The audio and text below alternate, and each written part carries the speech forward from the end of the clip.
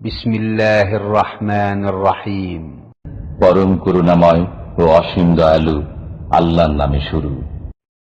ومن أحسن قولا ممن دعا إلى الله وعمل صالحا وقال إنني من المسلمين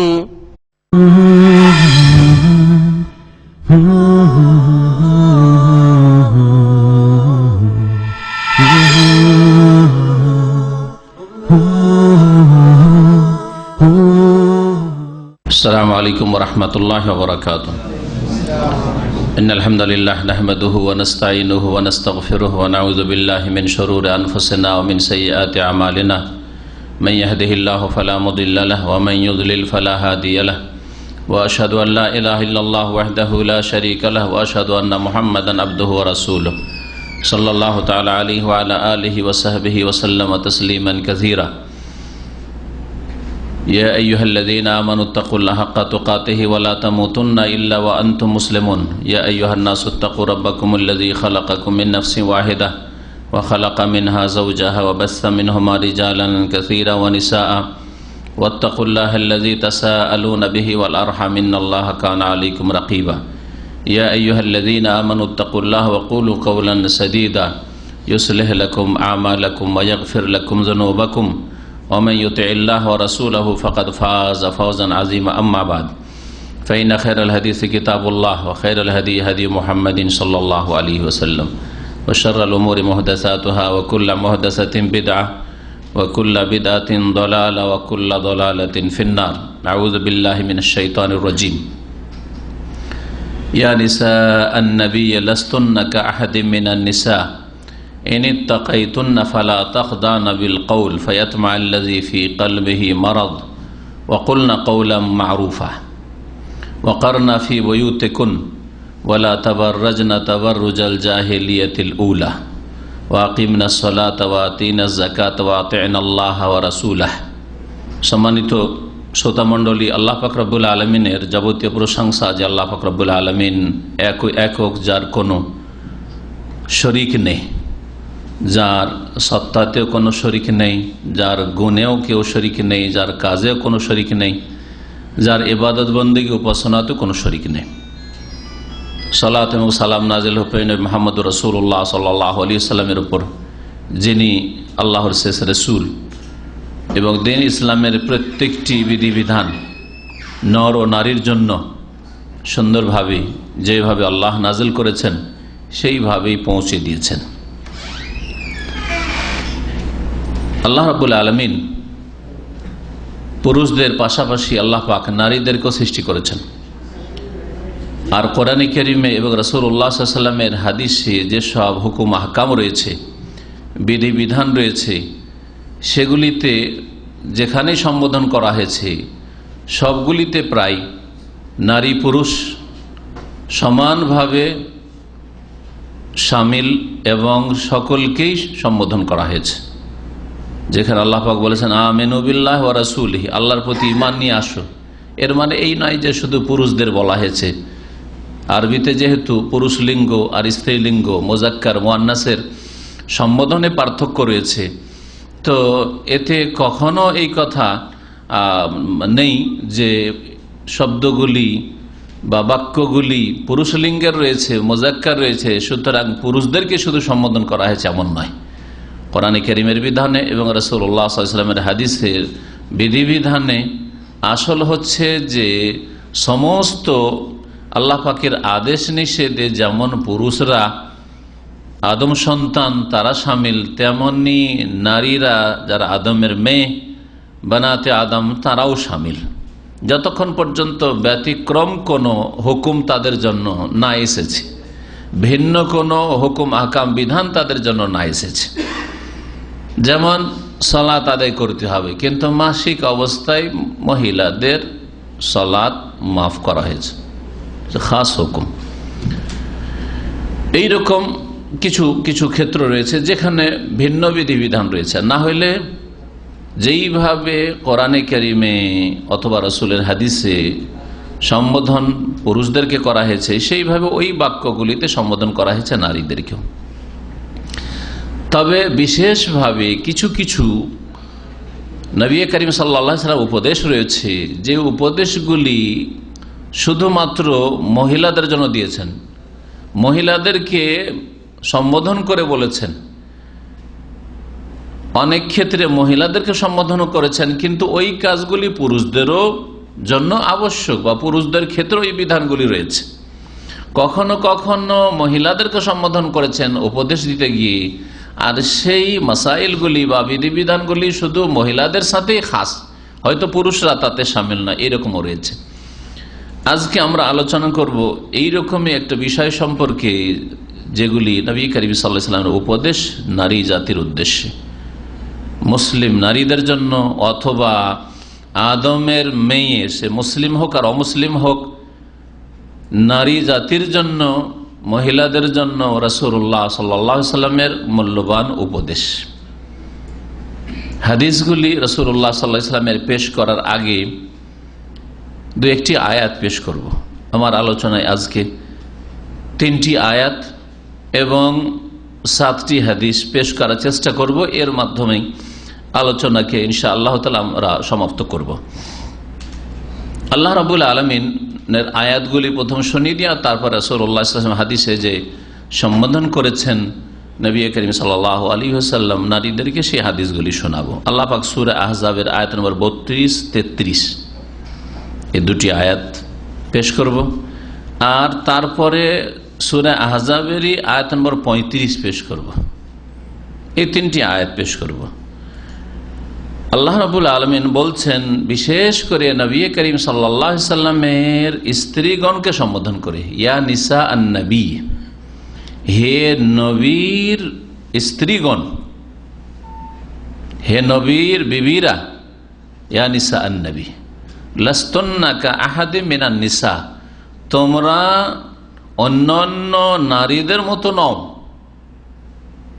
যদিও ইসলামের বিধিবিধানের ক্ষেত্রে যা ফরজ অন্যান্য নারীদের ওপর, তাই ফরজ রাসূলুল্লাহ সাল্লাল্লাহু আলাইহি ওয়াসাল্লামের বিবিদের ওপর।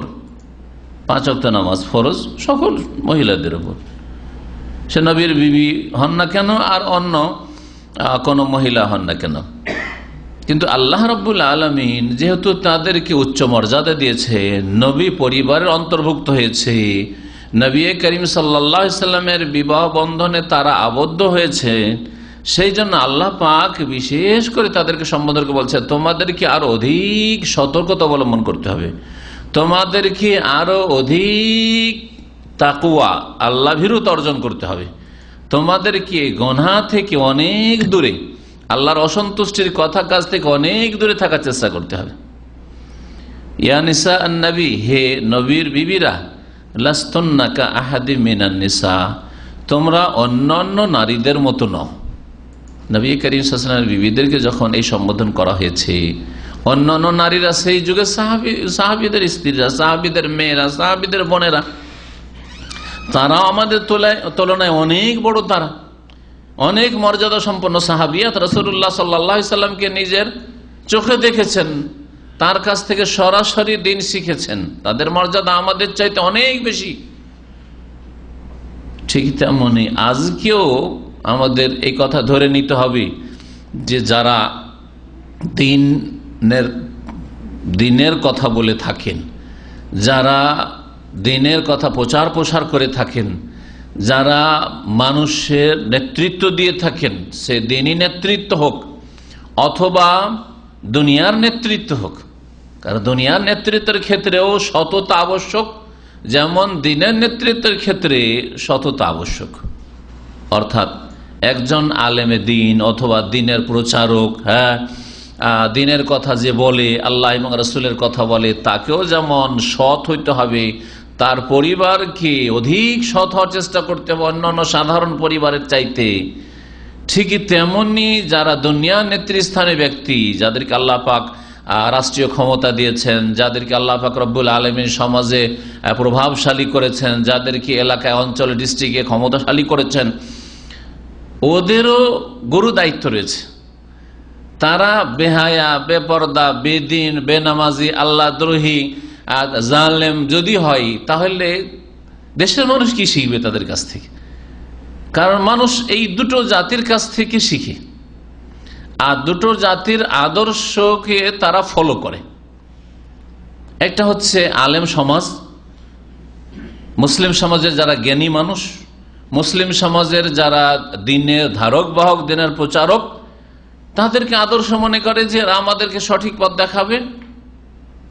আর যারা মুসলিম সমাজের নেতা, মাথা, যাদের কাছে দেশের ক্ষমতা রয়েছে, ছোট ক্ষমতায় হোক আর বড় ক্ষমতা হোক, সে কোনো একটা অফিসার হোক, অথবা কোনো একটা চেয়ারম্যান হোক, অথবা কোনো একটা সমাজপতি হোক, অথবা রাষ্ট্রপতি হোক না কেন, এদের ক্ষেত্রেও মনে রাখবেন যে দেশের জনগণ সেখানকার শাসকের ধর্ম পালন করে। আরবিতে এই জন্য একটি কথা আছে, আন্নাসু আলা দীনে মুলুকহিম, মানুষ তাদের শাসকদের ধর্মকর্ম করে। শাসকরা যেমন হবে জনগণ তেমন হবে। শাসক ভালো হলে জনগণ ভালো হতে বাধ্য। আল্লাহর ভয়ে ভালো না হবে, পরকালের চিন্তায় ভালো না হবে, তো শাসকের চাপে ভালো হবে। কোরআন দিয়ে ভালো না হবে, তো সুলতান ক্ষমতার বলে ভালো হবে। কোরআন দিয়ে যদি কেউ ভালো না হয়, তাহলে সুলতান দিয়ে ভালো হবে। আন্নাসু আলা দীনে মুলুকহিম, তো যদি শাসক ভালো হয় তো দেশবাসী ভালো হবে। শাসক যদি খারাপ হয়ে যায় তো দেশবাসী সুযোগ পেয়ে যাবে, দেশবাসীর সুযোগ পেয়ে যাবে যে শাসক মেতে আছে পাপে, আমরাও মাতার সুযোগ পেয়েছি। আর এই হচ্ছে আজকে মুসলিম বিশ্বের অবস্থা। মুসলিম বিশ্বে শাসকদের যেমন অবস্থা, জনগণের তেমন অবস্থা। জনগণ চাই যে ফেরেশতা চরিত্রের শাসক, আর নিজেরা হচ্ছে শয়তান চরিত্রের, জিন চরিত্রের। তো কি করে ফেরেশতা চরিত্রের শাসক পাবে? জনগণ চায় যে সাহাবায়ে কিরামদের আমল খেলাফতের রাশেদা চাই, আর তারা হচ্ছে অসৎ আর পাপিষ্ট। তো কি করে ভালো পাবে? তাদের সমাজ থেকেই তো শাসক পয়দা হচ্ছে। শাসক যদি মনে করে যে দেশে শান্তি প্রতিষ্ঠা হোক, দেশে নিরাপত্তা কায়েম হোক, দেশে স্থিতিশীলতা আসুক, দেশে সুখ আসুক, দেশের সমস্যা দূর হোক ইত্যাদি যদি চায়, তাহলে তাদেরকে শান্তি প্রতিষ্ঠার জন্য আদর্শ হইতে হবে। তো দুই দিক থেকে রোগ, যার ফলে শাসক যদি চায় যে দেশবাসী ভালো হোক, আমাদের কোন রকমের রিস্ক না থাকে, ঝুঁকি না থাকে, আমাদের নিরাপত্তা বিঘ্নিত না হয়, সেটাও হাসিল হয় না। আর জনগণ চাই যে আমাদের শাসক ভালো হোক, সেটাও পাই না, কারণ তারা অযোগ্য, তারা হচ্ছে অযোগ্য। তো এই হচ্ছে বর্তমান মুসলিম সমাজের অবস্থা। এই দুটো জাতিকে আদর্শ হইতে হবে। আজকেও বলছি, শুধু নবীর বিবিগণ নাই, আজকেও আপনি যদি আলেম সমাজ হন, আপনি যদি দায়ী সমাজ হন, ইসলামের প্রচারক প্রসারকারী হন, ইসলামের কথা গিয়ে গ্রামে আপনি এখান থেকে গিয়ে বলছেন, তাহলে আপনাকে আপনার পরিবারকে আদর্শ হওয়ার চেষ্টা করতে হবে। আপনি যদি সমাজের সমাজপতি হন, যদি আপনি চেয়ারম্যান হন, দায়িত্বশীল হন, যদি আপনার প্রভাব চলে, তাহলে আপনাকেও আদর্শ, আপনার পরিবারকে আদর্শ হইতে হবে। আর না হলে যেমন আপনারা চরিত্রহীন হবেন, নেতৃস্থানীয় ব্যক্তি, সে আলেম সমাজ হোক অথবা শাসক সমাজ হোক, তেমনি জাতির অবস্থা হবে। লাস্তুন্না কাহাদি মিনান নিসা, তোমরা অন্য অন্য নারীদের মতো নও, তোমাদেরকে আরো সজাগ হইতে হবে, আল্লাহ ভীরু হইতে। ইনিত্তাকাইতুন, সুতরাং তোমরা যদি আল্লাহকে ভয় করো, পাপ মুক্ত থাকো, তাহলে ফালা তাখযানা বিল কওল, পুরুষদের সাথে কথা বলার প্রয়োজন হলে কথা বলো, কথা বলার অনুমতি রয়েছে, কোনো অসুবিধা নাই, জায়েজ রয়েছে, কিন্তু মিষ্টি ভাষায়, নরম ভাষায় কথা বলবেন। যেই নরম ভাষায় কথা বললে ওই সব পুরুষ, ওই সব যুবক যাদের অন্তরে পাপের ব্যাধি রয়েছে, ব্যভিচারের ব্যাধি রয়েছে, প্রেমের ব্যাধি রয়েছে, যারা মা বোনদের ইজ্জত নিয়ে খেলা করতে চায়, তারা লোভ লালসায় লিপ্ত হবে, তার অসৎ উদ্দেশ্য চরিতার্থ করতে চাইবে। ফালা তাখযানা বিল কওল, নরম সুরে কথা বলিও না, না হলে কি হবে? ফায়াতমা আল্লাযী ফী কলবিহি মারাদ, যার অন্তরে রোগ আছে। এই রোগ কোনো শারীরিক রোগ না, এই রোগ হচ্ছে হৃদয়ের রোগ, এই রোগ হচ্ছে শাহওয়াতের রোগ, এই রোগ হচ্ছে কুপ্রবৃত্তির রোগ, পাপের কামনা বাসনার রোগ। যাদের অন্তরে পাপ আর পাপ ভরা আছে, ওরা লোভ লালসা করবে যে আমাদের মনের অসৎ আশা পূরণ হইতে পারে। ওয়াকুলনা কাওলাম মারুফা, সুতরাং তোমরা ভালো কথা বলবে। ওয়াকারনা ফি বুয়ুতিকুন, আল্লাহ মহিলাদেরকে এইসব বাক্যগুলিতে শুধু মহিলাদেরকে সম্বোধন করছেন, তোমরা তোমাদের বাড়িতেই অবস্থান করবে।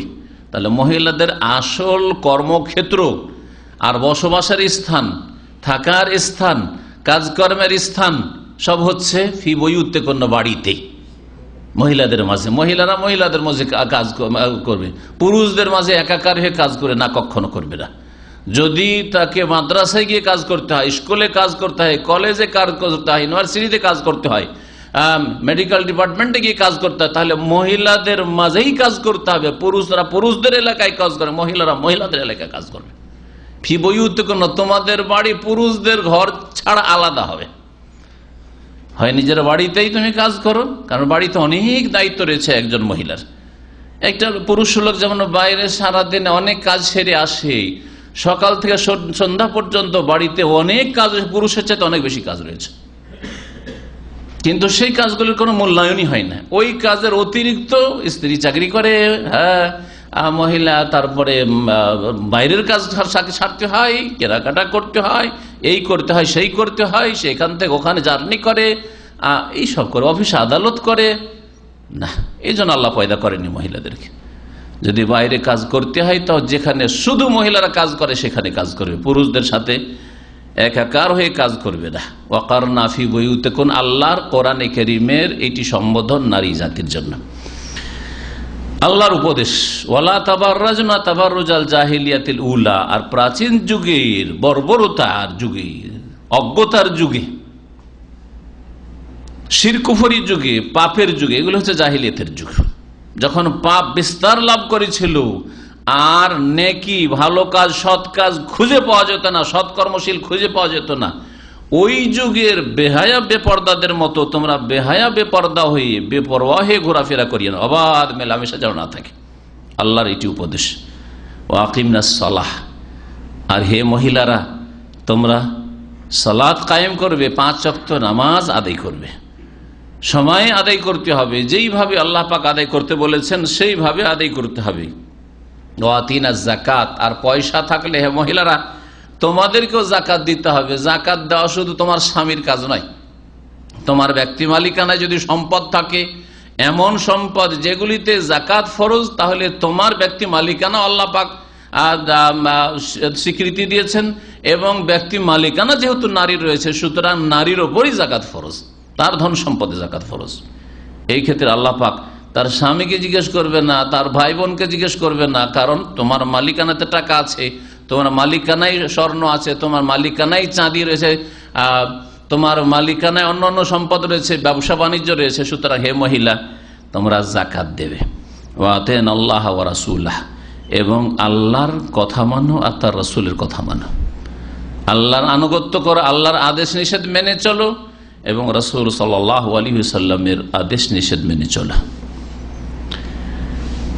এই ছিল আয়াত নম্বর 32 আর 33 সূরা আহজাবের। তারপরে আল্লাহ পাক সূরা আহজাবেরই 35 নম্বর আয়াতে মুমিন পুরুষ মুমিন নারীদের বেশ কিছু ভালো গুণ উল্লেখ করে আল্লাহ পাক রব্বুল আলামিন ওই সব মুমিন পুরুষ আর নারী যাদের মধ্যে এই ভালো গুণগুলি রয়েছে তাদের জন্য মহা পুরস্কার আল্লাহ পাক প্রস্তুত করে রেখেছেন জান্নাতে। সে সম্পর্কে বলতে গিয়ে বলছে ইন্নাল মুসলিমিনা ওয়াল মুসলিমাত, নিঃসন্দেহে মুসলিম পুরুষরা এবং মুসলিম নারীরা, ওয়াল মুমিনিন ওয়াল মুমিনাত, মুসলিম মানে হচ্ছে আত্মসমর্পণকারী, যেই ব্যক্তি আল্লাহর আদেশ নিষেধের সামনে আত্মসমর্পণ করলো যে আমি আল্লাহর আদেশ নিষেধের বাইরে কোনো ক্ষেত্রে যাব না, ব্যক্তি জীবনেও যাব না, পারিবারিক ক্ষেত্রেও আল্লাহ এবং রাসূলের নাফরমানিতে যাব না, বিরুদ্ধাচরণে যাব না, আর সামাজিক ক্ষেত্রেও যাব না, আমার অর্থনীতিতে যাব না, আয় উপার্জনে যাব না, ব্যয় করার ক্ষেত্রেও যাব না, আর রাষ্ট্রনীতিতে যাব না,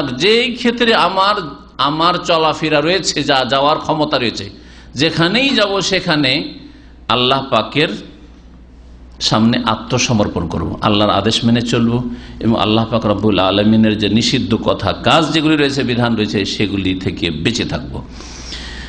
এ হচ্ছে মুসলিম আর মুসলিমা হওয়া। ওয়াল মুমিনিন ওয়াল মুমিনাত, আর বিশ্বাস স্থাপনকারী বিশ্বাসী যারা বিশ্বাস করে, আল্লাহ যা বিশ্বাস করতে বলেছেন, আল্লাহ রাসূল যা বিশ্বাস করতে বলেছেন, বিশ্বাস করে যেসব পুরুষ আর যেসব নারীরা বিশ্বাস করে ঈমানদার। ওয়াল কানিতিন ওয়াল কানিতাত, আর যেসব পুরুষরা অনুগত আর যেসব নারীরা অনুগতা। ওয়াসাদিকিন ওয়াসাদিকাত, আর যেসব সত্যবাদী পুরুষ আর সত্যবাদী নারী। ওয়াসাবিরিন ওয়াসাবিরাত, আর ধৈর্যশীল পুরুষ আর ধৈর্যশীলা নারী। ওয়াল খাশিইন ওয়াল খাশিআত, আর বিনয়ী পুরুষ আর বিনয়ী নারী, যাদের মধ্যে বিনয় রয়েছে, নম্রতা রয়েছে, একগ্রতা রয়েছে আল্লাহর দিকে, আল্লাহ অভিমুখী যারা পুরুষ নারী। ওয়াল মুতাসাদ্দিকিন ওয়াল মুতাসাদ্দিকাত, আর দান খায়রাতকারী যারা অভাবীদেরকে, দুর্গতদেরকে দান করে পুরুষ অথবা যেসব নারী দানকারিনী। ওয়াসাইমিন ওয়াসাইমাত, আর রোজাদার পুরুষ আর রোজাদার নারী। ওয়াল হাফিজিনা ফুরুজাহুম ওয়াল হাফিজাত, আর লজ্জাস্থানের সুরক্ষাকারী পুরুষ আর লজ্জাস্থানের সুরক্ষাকারিনী মহিলা। তাহলে বোঝা গেল যে নিজের মান ইজ্জতের হেফাজত করতে হবে, সুরক্ষা করতে হবে, যেমন পুরুষদেরকে তেমন নারীদেরকে। যেমন নারীদের জন্য জরুরি এই বিষয়টি, তেমন পুরুষদের জন্য জরুরি। ওই রকম পুরুষ হইলে হবে না যা আজকাল অধিকাংশ সমাজে রয়েছে, যে স্ত্রীকে তো বড় সতী চাই। হিন্দু ধর্ম থেকে সতী কথাটি হিন্দুদের নিয়েছে, যে না, মহিলাকে তো সতী হইতে হবে, কিন্তু সে একেবারে অসৎ চরিত্রের। তার কত যে অবৈধ ভাবসাব আছে আর অবৈধ সম্পর্ক আছে অপর মহিলাদের সাথে। ওই ক্ষেত্রে নিজেকে মনে করে না যে আল্লাহর গজব তার উপর, আল্লাহর ক্রোধ রয়েছে, আর সে দুনিয়াতেই লাঞ্ছিত অপদস্থ হবে, পরকালে তো শাস্তি রয়েছেই। যেই ব্যক্তি চরিত্রহীন হয় পুরুষ, তার স্ত্রী চরিত্রহীন হইতে পারে। যেই পুরুষ চরিত্রহীন হইতে পারে তাকে লাঞ্ছিত করবে তার মেয়ে কি দিয়ে, মেয়ে খারাপ হবে, এই আযাব, দুনিয়ার আযাব। তার বোন খারাপ হবে, তার বাড়িতে এই রকমের কলঙ্ক হবে, যার ফলে দুনিয়াতে লাঞ্ছিত হবে। কিন্তু আজকাল অসৎ পুরুষরা এইসব কথা চিন্তাই করে না, আর যখন লাঞ্ছিত অপদস্থ হয় তখন হয়তো অনেকেই একটু হাই হাই করে, আর অধিকাংশ আছে যেগুলো দায়ুস হয়ে গেছে, যাদের কিছুই লাগে না, কারণ সে জানছে আমিও তো ওই রকমের চরিত্রের, সুতরাং আমার মেয়েও যদি ওই রকম হয়, আমার ছেলেও যদি ওই অসৎ চরিত্র হয়, আমার বোনেরাও যদি ওই চরিত্র হয়, তো এমন কোনো ফ্যাক্টর না। এইরকম বেগাইরাত আর দায়ুস হয়ে পড়েছে আজকাল মুসলিম সমাজের অধিকাংশ পুরুষ। আল্লাহ পাক সকলকে হেদায়েত দান করেন। তাহলে এই লজ্জা স্থানের হেফাজতের বিষয়টি সমানভাবে আল্লাহ পাক উল্লেখ করেছেন। তারপরে আল্লাহ পাক বলেছেন ওয়াজাকিরিন আল্লাহ কাসীরা ওয়াজাকিরাত, আর যারা বেশি বেশি আল্লাহকে স্মরণকারী পুরুষ, তাহলে পুরুষরাও আল্লাহ পাকের বেশি বেশি জিকির আজকার করবে। ওয়াজাকিরাত, এবং মহিলারাও আল্লাহ পাকের বেশি বেশি জিকির আজকার করবে নবী করিম সাল্লাল্লাহু আলাইহি সাল্লামের সুন্নতি তরিকায়, বাপ-দাদা পূর্বপুরুষদের তরিকায় নয়, অথবা নতুন কোন তরিকায় নয়, বরং জিকির যেহেতু ইবাদত, সুতরাং ইবাদত এক আল্লাহর হবে এবং এক রাসূলের তরিকায় হবে, দ্বিতীয় কোনো তরিকা হবে না। আমাদের এটা চিশতিয়া তরিকার জিকির, এটা হচ্ছে আমাদের সাবেরিয়া তরিকার জিকির, এটা আমাদের কাদেরি তরিকার জিকির, এটা আমাদের মুজাদ্দিদি তরিকার জিকির, এটা আমাদের অমুক সমুক, এসব চলবে না। সহজ কথা মনে রাখবেন, জিকির ইবাদত, আর ইবাদত একমাত্র আল্লাহর জন্য, তাতে যেন শরীক না কেউ অংশ না পায়। আর তরিকা আদর্শ একমাত্র রাসূলুল্লাহ, কারণ কালেমাতে এই দুটো কথারই আপনি সাক্ষী দিয়েছেন। আর কোন মুরব্বী, বুজরুগ, পীর, মোরশেদ তরিকার সাক্ষী দেওয়া হয়নি। না দুনিয়াতেও সাক্ষী দিয়ে আপনি মুসলিম হয়েছেন নকশবন্দি, চিশতি আর অমুক অমুক তরিকার, আর না আপনাকে কবরে ওইসব তরিকার কথা জিজ্ঞেস করা হবে, আর না ওইসব তরিকা কাজে আসবে। এগুলো মানুষের তৈরি করা তরিকা। যেমন আজকাল পশ্চিমাদের বেশ কিছু আইন, মানবরচিত আইন দিয়ে মুসলিম বিশ্ব মানবরচিত আইন দিয়ে বিচার করেছে, এগুলো মানুষের তৈরি করা। ঠিক তেমনি বিদাতি ধর্মকর্মগুলো মানুষ মোল্লাদের তৈরি করা, এগুলো আল্লাহ পাক নাজিল করেন নাই। তো একই রকম হুকুম, মানবরচিত বিধান কুফরি হয় আর বিদাতি জিকির আবার কুফরি হয় না, এটা কেমন কথা হলো? একই কথায়, কোনটা আমেরিকার ফ্যাক্টরিতে তৈরি হয়েছে, কোনটা ব্রিটিশের ফ্যাক্টরিতে তৈরি হয়েছে, কোনটা রাশিয়ার ফ্যাক্টরিতে তৈরি হয়েছে, কোনটা চীন আর জাপানের ফ্যাক্টরি তৈরি হয়েছে, আর কোনটা বিদাতি মোল্লাদের খানকাতে তৈরি হয়েছে। কিন্তু সবগুলি মানুষের তৈরি করা। কোনটাই আসমান থেকে আসে নাই, কোনটাই আসমানি ওহী নয়। তাহলে একই রকম হুকুম, এতে কোনো পার্থক্য নেই। আল্লাহ পাক রব্বুল আলামিন তারপরে বলছেন যে যাদের মধ্যে এই গুণগুলি রয়েছে, কয়টি গুণ আল্লাহ উল্লেখ করেছেন? বলেছেন কেউ? মুসলিম হওয়া, মমিন হওয়া, অনুগত হওয়া, সত্যবাদী হওয়া, ধৈর্যশীল হওয়া, আর বিনয়ী হওয়া, দান খেরাত করা, রোজাদার হওয়া, আর লজ্জাস্থানের হেফাজত করা, বেশি বেশি জিকির করা। 10টি গুণ।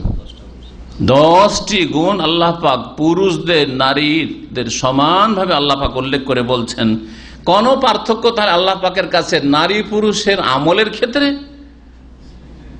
পার্থক্য করেনি আল্লাহ পাক রব্বুল আলামিন। যখন আমলের ক্ষেত্রে সমানভাবে আল্লাহ পাক উল্লেখ করেছেন, কর্মজগতে কর্মের ক্ষেত্রে, ইবাদত বন্দেগীর ক্ষেত্রে, ঠিক তেমনি বদলার ক্ষেত্রে, প্রতিদান জগতে আখিরাতে কোনো পার্থক্য নাই। তা আল্লাহ পাক বলছেন যে আ'আদাল্লাহু লাহুম মাগফিরাহ, আল্লাহ পাক এই সকল পুরুষ নারীদের জন্য বড় মার্জনা তৈরি করে রেখেছেন। আল্লাহ পাকের ক্ষমা রেডি হয়ে আছে, আল্লাহ পাকের ক্ষমা রেডি আছে, প্রস্তুত হয়ে আছে।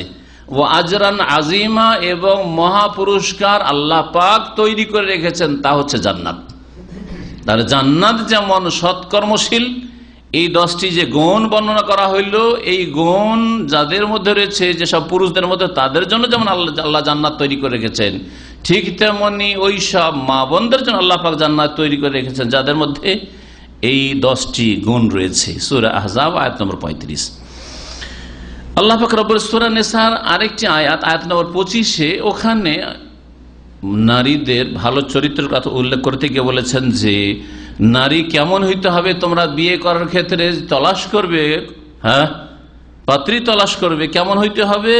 মুহসানাতিন গায়রা মুসাফিহাতিন ওয়ালা মুত্তাখিজাত আখদান, তারা যেন সতী সাধ্য হয়, মুহসানাত, পাক পবিত্র হয়, যাতে করে তাদের কোন রকমের কলঙ্ক না থাকে যে এই মেয়েটির অমুকের সাথে প্রেম ছিল, ওই মেয়েটির অমুকের সাথে নির্জনে গল্প হইতো, রাতের অন্ধকারে দেখা সাক্ষাৎ হইতো, এক সাথে যুবকের সাথে, ক্লাসমেটের সাথে কলেজে যেত, এরকম না হয়। এরা সতী নয়, এরা সতী নয়, মহসানা নয় এরা, কারণ এদের দ্বারা যে কোনো পাপ হইতে পারে। এইভাবে যদি পুরুষ নারী অপর পুরুষের সাথে যদি চলাফেরা করে কোনো মহিলা, আল্লাহ পাক বলছেন যে মহসানাত হইতে হবে, গায়রা মুসাফিহাত, ব্যভিচারিণী যেন না হয়, ওয়ালা মুত্তাখিজাত আখদান, আর গোপনে যুবকদের সাথে পুরুষদের সাথে বন্ধুত্ব স্থাপনকারিণী যেন না হয়।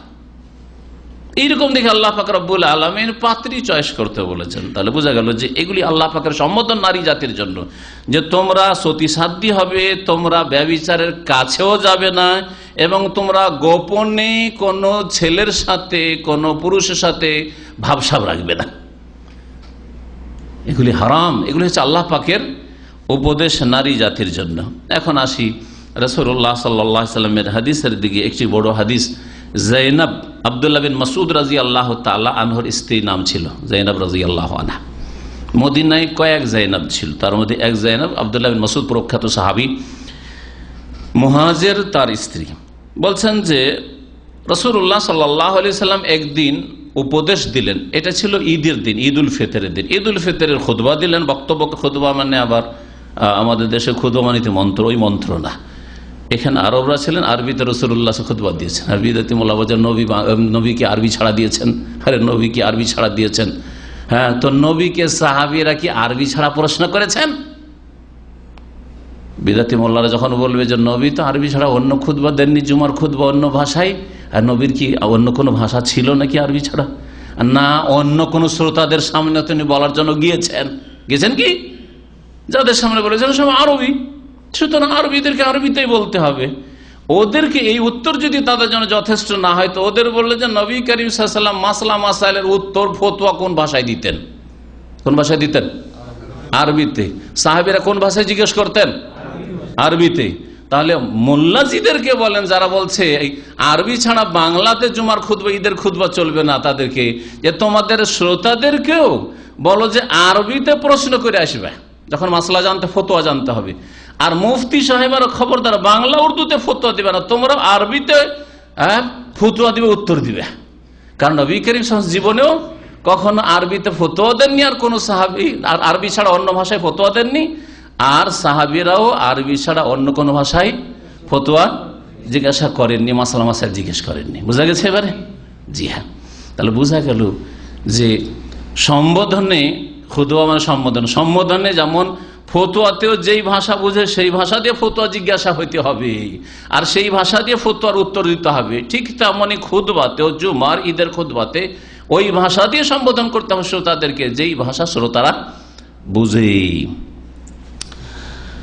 তো নবী করিম সাল্লাল্লাহু আলাইহি সাল্লাম খুতবা দিলেন, বক্তব্য করলেন ঈদ উল ফিতরের পুরুষদের জন্য। তারপরে মহিলাদের যে এলাকাটা ছিল, যেখানে মহিলারা বসে আছে, ওইদিকে গিয়ে চলে গেলেন, আর গিয়ে তাদেরকে সম্বোধন করে বলেছিলেন, প্রসিদ্ধ হাদিস বুখারী মুসলিমে প্রায় হাদিসের কিতাবে রয়েছে, ইয়া মাশারান নিসায়ে তাসাদ্দাকনা, হে নারী জাতি, নারী জাতিকে সম্বোধন করে নবী করিম সাল্লাল্লাহু আলাইহি ওয়াসাল্লাম উপদেশ দিয়েছেন, হে নারী জাতিরা, তোমরা সাদকা করো, দান খায়রাত করো, ওয়ালাউ মিন হুলিয়াকুন্না, যদি তোমাদের কাছে কিছু নাও থাকে তো তোমাদের জেওয়ার, তোমাদের অলংকার দিয়ে তোমরা সাদকা করো। কারণ মহিলাদের কাছে হয়তো টাকা পয়সা থাকে না, গ্রামে গঞ্জে একটা যুগ ছিল টাকা পয়সাই ছিল না, ওই ধান দিয়ে, চাউল দিয়ে, ওই সব দিয়ে সব কিছু করতো, হ্যাঁ করতো না।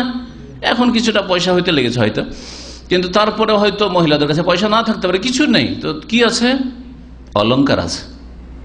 অলংকার যেই দিক বাপ দিল, মালিক বানিয়ে দিয়েছে, তখন ও মালিক, মহিলা মালিক হয়ে গেছে, মেয়ে মালিক হয়েছে, অথবা স্বামী দিয়েছে, দিয়ে দিয়েছে, ওকে গিফট দিয়ে দিয়েছে, ও মালিক হয়ে গেছে। সুতরাং তার দান খায়রাত করার স্বাধীনতা রয়েছে। অন্যের মালিকানাতে যেগুলি রয়েছে সেগুলি দান করার ক্ষেত্রে যার মালিকানা সেখানে রয়েছে তার কাছে অনুমতি নিতে হবে, কিন্তু যখন ব্যক্তি মালিকানায় চলে আসবে কোনো মহিলার, তখন সে দান করতে পারবে। নবী করিম সাল্লাল্লাহু আলাইহি ওয়াসাল্লাম বললেন, যদিও তোমাদের অলংকার থেকে হোক না কেন তোমরা দান খায়রাত করো। কালাত ফারাজাতু ইলা আব্দুল্লাহ, আমি নবী সাল্লাল্লাহু আলাইহি ওয়াসাল্লাম এই উপদেশ শোনার পরে আমার স্বামী আব্দুল্লাহর কাছে আসলাম, এসে বললাম যে দান করতে বলেছে নবী সাল্লাল্লাহু আলাইহি ওয়াসাল্লাম, তো আমি কিছু দান করতে চাইছি। স্ত্রী একটু সচ্ছল ছিলেন ইবনে মাসউদের, আর ইবনে মাসউদ রাদিয়াল্লাহু তাআলা খুব অভাবী ছিলেন, গরিব মানুষ ছিলেন।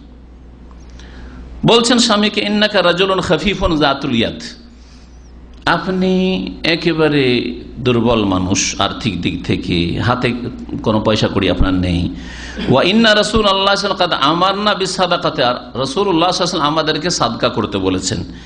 ফাতিহি ফাসআলহু, যান ওকে গিয়ে জিজ্ঞেস করেন, নবী সাল্লাল্লাহু আলাইহি ওয়াসাল্লামকে গিয়ে জিজ্ঞেস করেন যে জাকাতের মশলাটি বা সাদকার মশলাটি, যে সাদকা আমি অন্যকে না করে যদি আমার স্বামীর, তার আব্দুল্লাহ ইবনে মাসউদের আগের স্ত্রী থেকে আরো ছেলে মেয়ে ছিল, আগের স্ত্রী থেকে আরো ছেলে মেয়ে ছিল, পরিবার বড়, ওদের খরচা জুটাতে বড় কষ্ট হচ্ছে।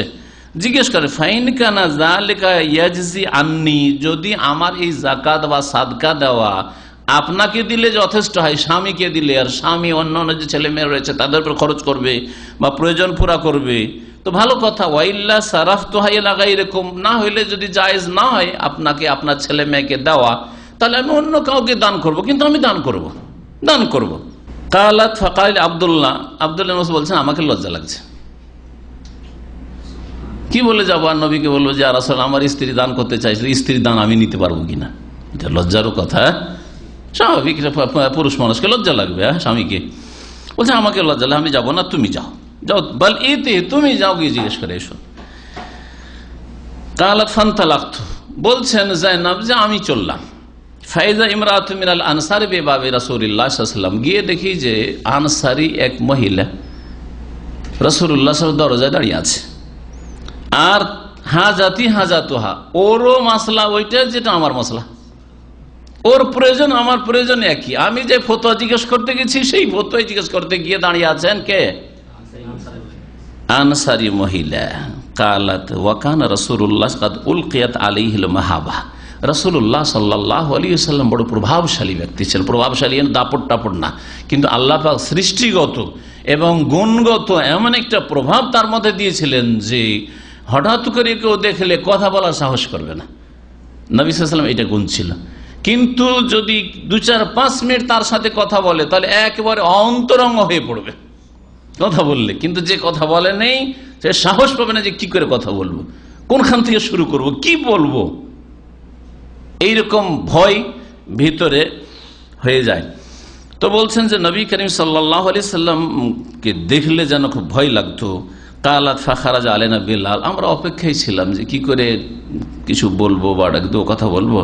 হঠাৎ করে দেখি বেলাল, নবী সাল্লাল্লাহু আলাইহি সাল্লামের মুয়াজ্জিন, বেরিয়ে আসলেন কক্ষ থেকে। ফাকুলনা লাহু ইতে রাসূলুল্লাহ সাল্লাল্লাহু আলাইহি ওয়াসাল্লাম, যাও তুমি রাসূলুল্লাহ সাল্লাল্লাহু আলাইহি ওয়াসাল্লামের কাছে গিয়ে বলো, ফাআখবিরহু, গিয়ে বলো যে আন্নামরাতাইনে বিল বাবে, দুইজন মহিলা দরজায় দাঁড়িয়ে আছে, তাস আলা নেকা আতাজজি সাদাকাতু আনহুমা আলা আজওয়াজহিমা ওয়া আলা আইতামিন ফি হুজুরিহিমা। দুইজন মহিলা দাঁড়িয়ে আছে, তারা সাদকা করতে চায়, দান খায়রাত করতে চায়, স্বামীকে দিতে পারবে, স্বামীর ঘরে আরো কিছু এতিম ছেলেরা রয়েছে, এই সব খরচ খরচার ক্ষেত্রে দিতে পারবে কি? ওয়ালা তুখবিরহু মান নাহান, পর্দা করে আছেন মহিলারা। আর বলছেন যে বেলাল চিনছে যে মহল্লারই তো আওয়াজে অনেক সময় চিনতে পারেন, তো বলছেন যে বলিও না যে আমরা কে, বলে দিও না যে এটা অমুকের স্ত্রী, এটা অমুকের স্ত্রী, এটা অমুক, হ্যাঁ এই বলিও না, নবী সাল্লাল্লাহু আলাইহি ওয়াসাল্লামকে বলিও না। এর থেকে কি বোঝা গেল? কি বুঝলেন এতে থেকে? হ্যাঁ, শুধু এটা বোঝা, আরো বোঝা গেল যে জাইনাব আব্দুল্লাহ বিন মাসউদের বিবির ইসলামী আকীদা হচ্ছে যে নবীকে যদি না জানানো হয় তো জানতে পারবেন না, ঠিক না? নবীকে যদি না জানা, অথচ পর্দার গেটের বাইরে দাঁড়িয়ে আছেন দুই মহিলা, আর ভিতরে রাসূলুল্লাহ সাল্লাল্লাহু আলাইহি ওয়াসাল্লাম, যদি নবীকে গিয়ে না বলে যে ইবনে মাসউদের বিবি আছে আর ওই আনসারী অমুক আনসারীর বিবি আছে, এই কথা না বলা হলে নবী সাল্লাল্লাহু আলাইহি ওয়াসাল্লাম বুঝতে পারবেন না যে আমরা কার কে, ঠিক কিনা? তাহলে বোঝা গেল যে সাহাবী মহিলাদেরও আকীদা ছিল যে নবী আলেমুল গায়ব নন, নবী হাজির নাজির নন, নবীর জন্য কাশফ হয় না। আরো শুনে রাখেন, মানে আমাদের দেশের আবার এই সমস্ত শিরকি আকীদা রয়েছে। নবী আলেমুল গায়ব হাজির নাজির বেরলভীরা বলেন, আর বেরলভী দেওবন্দি, দুই দলই বলে যে কাশফ আছে আমাদের হুজুরে কিবলাদের, আমাদের পীর বুজুর্গদের কাশফ আছে। আরে পীর বুজুর্গ তোমাদের এগুলোর কাশফ হয়, রাসূলুল্লাহর কাশফ হইতো না? যে কাশফে দেখে নেবেন যে কাপড় তলায় কে আছে, অথবা পর্দার আড়ালে দরজার উপরে কে দাঁড়িয়ে আছে, মাসলা জিজ্ঞাসা করতে, নবীর কাশফ হইতো না? নবীর হাতে কাশফ ছিল না, কিন্তু এই সব হুজুরদের, ভারতীয় হুজুরদের, হ্যাঁ এইসব হুজুরদের কাশফ হয়। কোথা থেকে কি দেখে নিতে পারে? বুঝতে পারছেন না? পারছেন না? এগুলো ইসলামিক আকীদা। কাশফের মাধ্যমে জেনে নিলেন যে অমুক মুরিদ এসেছে, অমুক গরজে এসছে, অমুক জায়গা থেকে এসছে, আর বলছে যে তুমি অমুক জায়গা থেকে এসছো।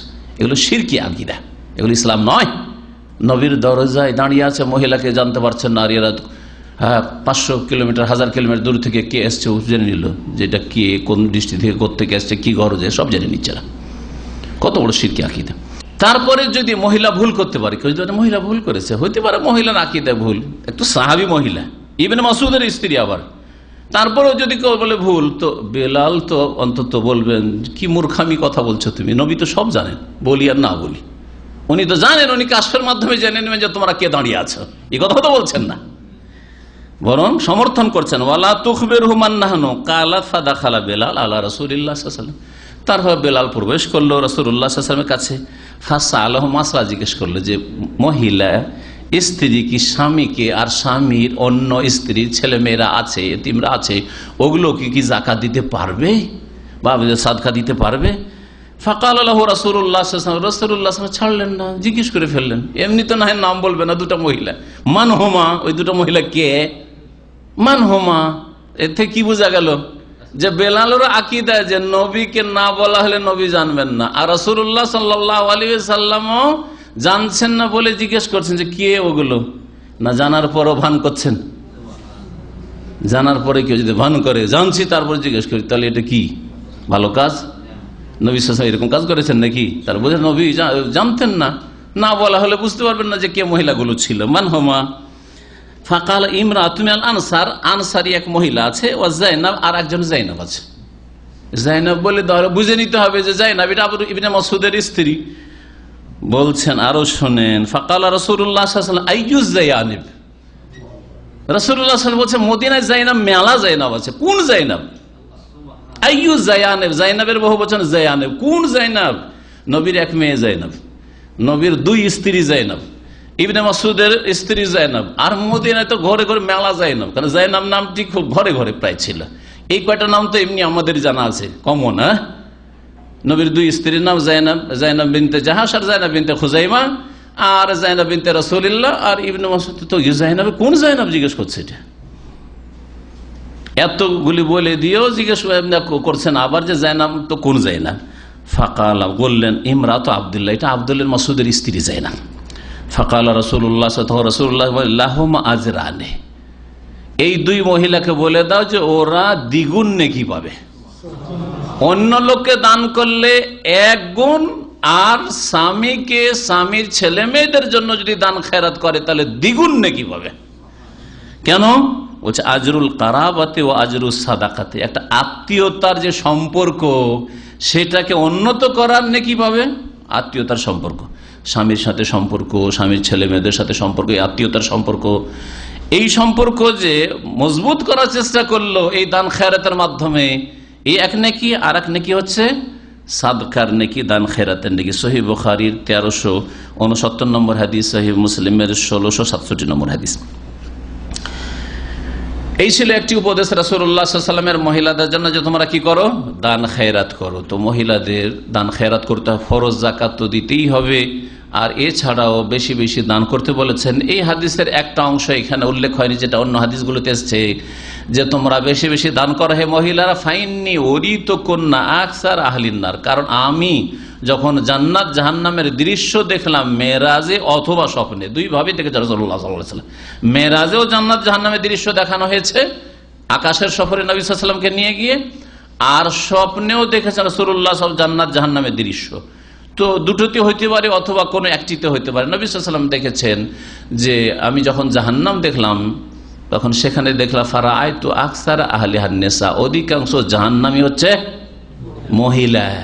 আর জান্নাত দেখলাম তো জান্নাতের অধিকাংশ অধিবাসী হচ্ছে দরিদ্র ফকির গরিব মানুষরা। গরিবদের হিসাব অল্প, কিসের হিসাব? নামাজের হিসাব, শুধু রোজার হিসাব, হজের হিসাব নেই। গরিব তো হজ করবে কিসের? যাকাতের হিসাব নেই, দান খেরাতের হিসাব নেই, কিচ্ছু হিসাব নেই। সুতরাং তাড়াতাড়ি জান্নাত চলে গেছে, জান্নাত পেয়ে গেছে। কিন্তু ধনীরা ফেসে গেছে। কোথা থেকে ইনকাম করেছিলে, কোথায় খরচ করেছো, যাকাত দিয়েছো কিনা, মসজিদ ছিল না মসজিদ বানিয়েছো কিনা, এগুলো ফরজে কিফায়া, এগুলো আদায় করেছো কিনা, হজ করেছিলে কিনা, না বিনা হজে মরেছো, অথচ হজ করার পয়সা ছিল। এই হিসাব দিতে দিতে মুসিবতের শেষ নেই, ফেসে থেকে গেছে, জাহান্নামে চলে গেছে। অধিকাংশ জান্নাতি গরিব দরিদ্রদেরকে দেখেছে রাসূলুল্লাহ সাল্লাল্লাহু আলাইহি ওয়াসাল্লাম। সুতরাং তোমরা বেশি বেশি দান খেরাত করো। আগে বাড়ি আরেকটি হাদিস শোনাই, আবু হুরায়রা রাদিয়াল্লাহু তাআলা আনহু থেকে বর্ণিত, নবী করিম সাল্লাল্লাহু আলাইহি ওয়াসাল্লাম একদিন নারীদেরকে উপদেশ দিতে গিয়ে বলি, ইয়া নিসা আল মুসলিমাত, হে মুসলিম রমণীরা, হে মুসলিম নারীরা, লা তাহকিরান্না জারাতুন লিজারাতিহা, তোমাদের কোন প্রতিবেশী মহিলা অপর প্রতিবেশী মহিলার জন্য যেন কোনো ভালো কাজ করাকে তুচ্ছ না মনে করে, ছোট না মনে করে। অর্থাৎ আপনি আপনার প্রতিবেশীর জন্য কিছু উপঢৌকন দেবেন, কিছু গিফট দেবেন, অথবা যেমন আমাদের হয়ে থাকে গ্রামেগঞ্জে বিশেষ করে এই সম্পর্ক রয়েছে, বাড়িতে ভালো একটু তরকারি হয়েছে, শাকসবজি হয়েছে, অথবা মাছ গোস্ত হয়েছে, 1-2 পিস দিয়ে দিলেন, অথবা একটু মিষ্টি হয়েছে 2-4টে দিয়ে দিলেন, অথবা এইরকম কিছু, যে কিছু হোক না কেন। বাড়িতে নতুন ফল এসছে, লিচু এসছে, কটা লিচু দিয়ে আয় প্রতিবেশী বাড়ি দিয়ে, আম এসে যা ওরা কিছুটা দিয়ে আয়। তো দেওয়ার ক্ষেত্রে তোমরা কোনো কিছুকে তুচ্ছ মনে করি, অর্থাৎ বেশি দিতে পারছেন না। বাড়িতে হয়তো অল্পই কিছু এসছে, ছেলে মেয়েদের খাবার জুটবে না, ওই ক্ষেত্রে যদি 2-3টে আপনি ধরেন খেজুর দিতে পারলেন, এখান থেকে খেজুর নিয়ে গেছে, ও ছেলে মেয়ে আর পরিবার এত বড় যে ওদেরকে দিয়ে প্রতিবেশীকে 2-3টে করে হয়তো খেজুর দিতে পারবে। এই 3টে খেজুর আর কি দিতে যাবো, বাদ দে না, এটাকে তুচ্ছ মনে করিও না। ওই 3টে খেজুরকেও জমজমের আধা গিলাস পানি দিতে পারবো, হয়তো তুচ্ছ মনে করিও না। 2-3টে হয়তো লিচু দিতে পারবো, 2-একটা আম দিতে পারবো না, কোনো এগুলোকে তুচ্ছ মনে করিও না। যতটা পারো। কখনো সামান্য কিছু হলে সেটাকে তুচ্ছ মনে করবে, আর মনে করবে যে এটা দিয়ে লাভটাই কি, দিয়ে আরো হয়তো মনটা খারাপ হবে, আরো সমালোচনার পাত্র হব, ওসব চিন্তা করিও না। কোন প্রতিবেশী মহিলা অপর প্রতিবেশী মহিলার জন্য কোনো কিছু দেওয়ার ক্ষেত্রে যেন নিজেকে তুচ্ছ না মনে করে, অথবা তার দানটাকে অথবা হাদিয়া গিফটটাকে তুচ্ছ না মনে করে। ওয়ালাউ ফিরসানা শাতিন, যদি কিছুই না থাকে, বকরি ছাগলের পায়াই হোক না কেন, গোস্ত দিতে পারলেন না, গোস্ত অল্প ছেলে ছেলে মেয়ে খেয়ে নিস, দিতে পারলেন না, হয়তো ওদেরই জুটে নাই, দেখছেন যে একটু পায়া আছে, খুর আছে পায়ের, ওইটুকুই দিলেন আপনি যে ওইটুকু খাক, একটু ঝোল আছে। নবী করিম সাল্লাল্লাহু আলাইহি ওয়াসাল্লাম আরেকটি হাদিস রয়েছে, যা তাবাখতা মারাকাতান ফাকসির মাহা, যখন তোমরা কোনো গোস্ত তৈরি করবে তখন তার ঝোলটা পানিটা একটু বেশি করিয়া, পানিটা একটু বেশি করিয়া। কেন? যদি শুকনো গোস্ত হয় তো হয়তো 1 পিস 2 পিস দিতে পারবেন না, কিন্তু গোস্তের সাথে যদি ঝোল থাকে, ঝোলটা তো একটা স্বাদ আছে, 2 পিস গোস্ত দিয়ে হয়তো একটু ঝোল দিয়ে একটা বাটি ভর্তি করে দিতে পারবেন। হ্যাঁ, ফাকসের মা, পানি একটু বেশি করি। এবং তোমার প্রতিবেশী যেসব লোকেরা রয়েছে, তাদের বাচ্চারা রয়েছে, তাদের খোঁজ খবর নিও, তাদেরকে তলাশ করিও, তাদেরকে দিও। এই ছিল সহিহ বুখারীর 2378 নম্বর হাদিস আর মুসলিমের 1711 নম্বর হাদিস। এই হচ্ছে নবী করিম সাল্লাল্লাহু আলাইহি ওয়াসাল্লাম উপদেশ প্রতিবেশীদের সাথে সুসম্পর্ক কায়েম রাখার ক্ষেত্রে। মানুষকে উপঢৌকন দিলে, কিছু উপহার দিলে, মনোমালিন্য যদি থাকে, মনের মধ্যে কোন রকমের ভুল বুঝাবুঝি থাকে, অনেক সময় ভুল বুঝাবুঝি কিছু হয়নি, ওর মনে কিছু নাই, অন্য কিছু চিন্তা করে বসে আছে, ভেবে বসে আছে, উপঢৌকন দিলে ওটা দূর হয়ে যায়। না রে, আমি তো ভুল ভাবছিলাম, ওর মধ্যে তো কিছু নাই, দেখো খোঁজ খবর নিচ্ছে, হ্যাঁ এই তো এই জিনিসটা দিয়ে পাঠিয়েছে, তো অন্তরের কালিমাগুলি দূর হয়ে যাবে। আর একটি হাদিস রয়েছে নারীদের ক্ষেত্রে, যাতে কয়েকটি উপদেশ দিয়েছেন রাসূলুল্লাহ সাল্লাল্লাহু আলাইহি ওয়াসাল্লাম। আনাস রাদিয়াল্লাহু তাআলা আনহু থেকে বর্ণিত, ক্বালা রাসূলুল্লাহ সাল্লাল্লাহু আলাইহি ওয়াসাল্লাম, রাসূলুল্লাহ সাল্লাল্লাহু আলাইহি ওয়াসাল্লাম বলেছেন, আল মারআতু ইযা সাল্লাত খামসাহা, মহিলারা যদি 5 ওয়াক্ত নামাজ পড়ে, মহিলাদের কাজ পুরুষদের চাইতে অনেক কম, অনেক ডিউটি কম। মহিলাদের উপর ফরজ নেই, বিবাহ হয়ে গেছে, ফরজ নেই যে খরচ চালাইতে হবে, মায়ের খরচ চালাইতে হবে, তার দায়িত্ব নেই যে এমনকি ছেলে মেয়ের খরচ চালাইতে হবে, এই দায়িত্ব নাই। মহিলা ইনকাম করছে, সে টাকা থেকে ছেলে মেয়ের খরচ চালাইতে, এই দায়িত্ব নাই। কারণ ছেলে মেয়ে হচ্ছে আসলে কার? আল ওয়ালাদুল ফিরাশ। নবী সাল্লাল্লাহু আলাইহি ওয়াসাল্লাম হাদিস রয়েছে যে ছেলে মেয়ে হচ্ছে লিল ফিরাশ, মানে বিছানাওয়ালার, বিছানার মালিক, বিছানার মালিক হচ্ছে স্বামী, স্বামীর, সুতরাং স্বামী খরচ করবে, এটা তোমার দায়িত্ব, তুমি বিয়ে করে নিয়ে এসছো। আমার কি আছে না আছে সেটা দেখার তোমার অধিকার নেই, যা দেখবে তোমার এত টাকা ইনকাম, সুতরাং 50-50 করো, তুমি দাও। এসব পশ্চিমা সভ্যতা। যারা বলে যে নারী অধিকার, নারী অধিকার, মানব অধিকার, এসব কথা বলে, তাদের দেশে একবার যদি পুরুষ খাওয়ায় তো আরেকবার স্ত্রীকে খাওয়াইতে হয় হোটেলে গিয়ে, তারপরে লিভ টুগেদার করে, একবার যদি বয়ফ্রেন্ড খাওয়ায় তো আরেকবার বাধ্যতামূলক ওই গার্লফ্রেন্ডকে খাওয়াইতে হবে। এগুলো ইহুদি নাসারাদের সভ্যতা, ইসলাম শেখায় না। সারা জিন্দেগি 1 পয়সা যদি আপনার স্ত্রী না দেয়, অথচ যথেষ্ট ধন সম্পদ তার বাপের বাড়ি থেকে নিয়ে এসছে, কিন্তু তোমার সংসারে কেন খরচ করব? আমি মারা যাব, তখন যা হবে যে ভাগে পাবে, কিন্তু তোমার সংসারে কেন আমি খরচ করবো? আল্লাহ খরচ করেছেন। আমার এই মশলাগুলি মহিলারা আমার দেশে জানে না, যার ফলে ও দেয়, দিতেই থাকে, সব দিয়ে দেয়, যাও নিয়ে যাও, বাপের বাড়িতে নিয়ে এসে জমি জায়গায় দিল, টাকা পয়সাও দিল, সবকিছু দিল, আর শেষখানে জুলমের শিকার হইল। এসব মাসলা মাসাইল মহিলাদের জানা জরুরি, যাতে করে বুঝতে পারে যে আল্লাহ পাক কি মর্যাদা তাদেরকে দিয়েছেন। কোনো দায়িত্ব নেই। কি দায়িত্ব? 5 ওয়াক্ত নামাজ পড়ো। আল মারআতু ইযা সাল্লাত খামসাহা, 5 ওয়াক্ত নামাজ পড়ো। ওয়াসামাত শাহরাহা, আর রমজান মাসের যদি সিয়াম পালন করে, রোজা রাখে। ওয়া হাসানাত ফারজাহা, আর লজ্জা স্থানের সুরক্ষা করে, যদি তার মান ইজ্জতের হেফাজত করে। নবী সাল্লাল্লাহু আল মারআতু আওরা, মহিলা জাতি মাথা থেকে পা পর্যন্ত হচ্ছে আওরাত, ঢেকে রাখার বস্তু, সুতরাং বেহায়া বেপরদা চলাফেরা করবে না। লজ্জা স্থানের সুরক্ষা মানে শুধু ব্যভিচার থেকে বাঁচা নয়, বড় জেনা থেকে বাঁচা নয়, বরং বেহায়া, বেপরদা, আর অট্টহাসি দিয়ে বা হাসি দিয়ে অপর পুরুষের সাথে কথা বলা, আর অপর পুরুষের সাথে প্রয়োজনের বেশি গল্প গুজব করা অপর পুরুষের সাথে, বেগানা পুরুষের সাথে, এই সবগুলি হচ্ছে নাজায়েজ। এগুলি হচ্ছে ইজ্জতের হেফাজতের পরিপন্থী বিষয়। জেনা, বড় জেনা না হলে জেনার কাছে চলে যাও। আল্লাহ বলেছে ওয়ালা তাকরাবুল ফাওয়াহিশা, অশ্লীল কথা কাজের কাছে যেও না। ওয়ালা তাকরাবুজ জেনা, জেনার কাছেও যেও না। কথা বলেনি জেনা করিও না, ফাহিশাতে লিপ্ত হইও না, ফাহিশার কাছেও যেও না। তো যারা একজন পুরুষ মহিলার সাথে অথবা একজন অপর পুরুষের সাথে কোনো মহিলা এই রকমের প্রয়োজনের বেশি যোগাযোগ রাখে, এগুলি হচ্ছে লজ্জাস্থানের সুরক্ষার বিপরীত বিষয়। ওয়াতাত বালাহা, এবং স্বামীর আনুগত্য করলো, স্বামীর আনুগত্য করলো, 5 ওয়াক্ত নামাজ পড়লো, 4টি কাজ, রমজান মাসে রোজা রাখলো, আর লজ্জাস্থানের হেফাজত করলো, মান ইজ্জত রক্ষা করলো, আর স্বামীর কি করলো, আনুগত্য করলো। স্বামীর আনুগত্য বলা হয়েছে।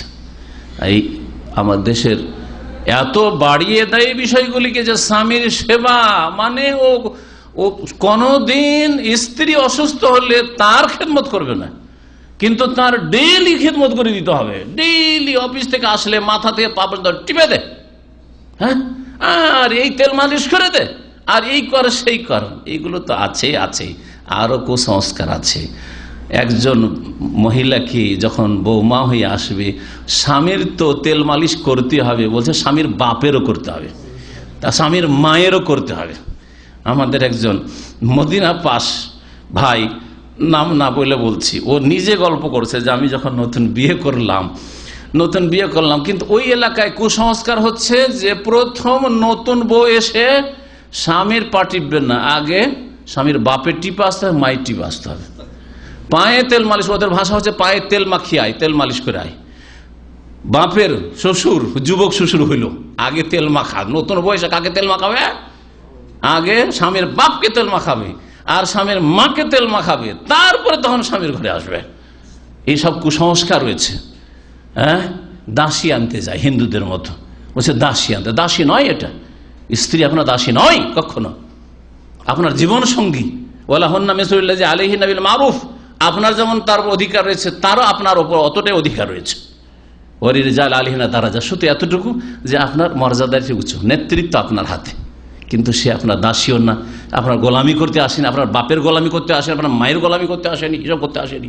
যে বন্দি করে রেখে দিয়েছেন 2 বছরের ছুটিতে, 2 বছরের চাকরি করতে সৌদি আরবে এসেছেন, 2 বছর তোর বাপের বাড়ি যাবি না, তুই থাক আমার বাপের বাড়ি, আমার মায়ের বাড়ি, এইসব কাজের জন্য না। এই জন্য আল্লাহ পাক পয়দা করেনি, সব জুলুম অত্যাচার করছেন। এই 4টি কাজ যদি করে, স্বামীর আনুগত্য করতে হবে, অর্থাৎ আল্লাহর সন্তুষ্টির কাজে, জায়েজ কাজে স্বামী যদি কোনো আদেশ করে পালন করবে, কোন কাজ থেকে নিষেধ করে আর সেটা আল্লাহর সন্তুষ্টির কাজ, আল্লাহকে নারাজ করা কাজ নাই।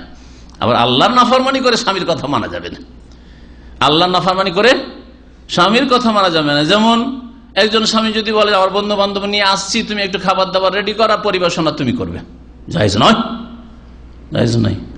আজকে এক মহিলা টেলিফোন করছে, বলছে আমার স্বামী বলছে আমার বন্ধু বান্ধব আসবে, সবার সামনে তোমাকে আসতে হবে, আর আসে না সেজন্য তাকে মারধর করে আর জুলুম অত্যাচার করে, এখন বলছে তালাকও দিয়ে দেবো। আউযুবিল্লাহ, আজকের কথা বলছি। আনুগত্য আল্লাহকে নারাজ করে নেই, আল্লাহকে অসন্তুষ্ট করে জাহান্নামে যাওয়ার কাজ করবেন, আর মানুষকে, আল্লাহর বান্দা, আল্লাহর গোলামকে, আপনার স্বামী আল্লাহর গোলাম, আল্লাহর গোলামকে রাজি করবেন আর আল্লাহকে অসন্তুষ্ট করে দেবেন, জাহান্নামে যেতে হবে, স্বামীও জাহান্নামে যাবে। আর এইরকম যদি আল্লাহকে নারাজ করেন তো আপনাকেও জাহান্নামে যেতে হবে। আল্লাহ পাক যেন বুঝার তৌফিক দান করেন। তাহলে আল্লাহ পাকের বৈধ কাজে অসন্তুষ্ট আল্লাহ হবেন না এইসব কাজ করলে। ওই ক্ষেত্রে যদি কোনো একটা হুকুম করে তাহলে সেটা পালন করতে হবে। যদি এই 4টি গুণ থাকে, 4টি উপদেশ রাসূলুল্লাহ সাল্লাল্লাহু আলাইহি ওয়াসাল্লাম মহিলারা মেনে চলে, নবী সাল্লাল্লাহু আলাইহি ওয়াসাল্লাম বলছেন ফালতাদখুল মিন আইয়ি আবওয়াবিল জান্নাতি শাআত, তাহলে আল্লাহ পাক কিয়ামতের দিন বলবেন যে ওই মহিলা জান্নাতের যে কোনো দরজা দিয়ে প্রবেশ করুক, জান্নাতের যে কোনো দরজা দিয়ে ওই মহিলা প্রবেশ করুক, অর্থাৎ জান্নাতে সেই মহিলা যাবে। ইমাম আবু নুআইম তার হিলিয়াতুল আউলিয়া নামক একটি কিতাব রয়েছে, তাতে হাদিসটি বর্ণনা করেছেন, মিশকাতের 3254 নম্বর হাদিস। হাদিসকে আল্লামা আলবানী সহি বলেছেন। নবী করিম সাল্লাল্লাহু আলাইহি সাল্লামের আরো উপদেশ শোনাই। উমাইমা বিনতে রুকাইকা সাহাবী মহিলা, তিনি বর্ণনা করছেন যে আমি নবী করিম সাল্লাল্লাহু আলাইহি সাল্লামের কাছে আসলাম একদল আনসারী মহিলাদের সাথে ইসলাম গ্রহণের জন্য। ইসলাম গ্রহণ করতে আসলো। প্রথম নবী সাল্লাল্লাহু আলাইহি ওয়াসাল্লাম মদিনায় হিজরত করে এসেছেন, আর আনসারী মহিলারা আনসার এখন হচ্ছে, তার মানে ইসলাম গ্রহণ করছে ধীরে ধীরে। কিসের জন্য আসলাম? ইসলাম গ্রহণ করবো, নবী করিম সাল্লাল্লাহু আলাইহি ওয়াসাল্লামের সাথে বায়াত করার জন্য, শপথ নেওয়ার জন্য, যে শপথ করে বলছি যে আমরা ইসলাম গ্রহণ করেছি, আল্লাহর আনুগত্য করব, ভালো কাজ করব, পাপের কাজ করব না, বেশ কিছু পয়েন্ট ছিল, কথা ছিল, যে বিষয়গুলির ক্ষেত্রে নবী করিম সাল্লাল্লাহু আলাইহি সাল্লাম মহিলাদের থেকে মৌখিক অঙ্গীকার নিতেন আর পুরুষদের হাতে হাত দিয়ে অঙ্গীকার নিতেন, যাকে আরবি ভাষায় বাইআত বলা হয়। আর ইসলামে বাইআত বা শপথ নেওয়া, অঙ্গীকার করানো রয়েছে তিনটি ক্ষেত্রে। একটা হচ্ছে ইসলাম গ্রহণের ক্ষেত্রে বাইআতুল ইসলাম, ইসলামের বায়াত। আর একটি হচ্ছে কিসের বায়াত?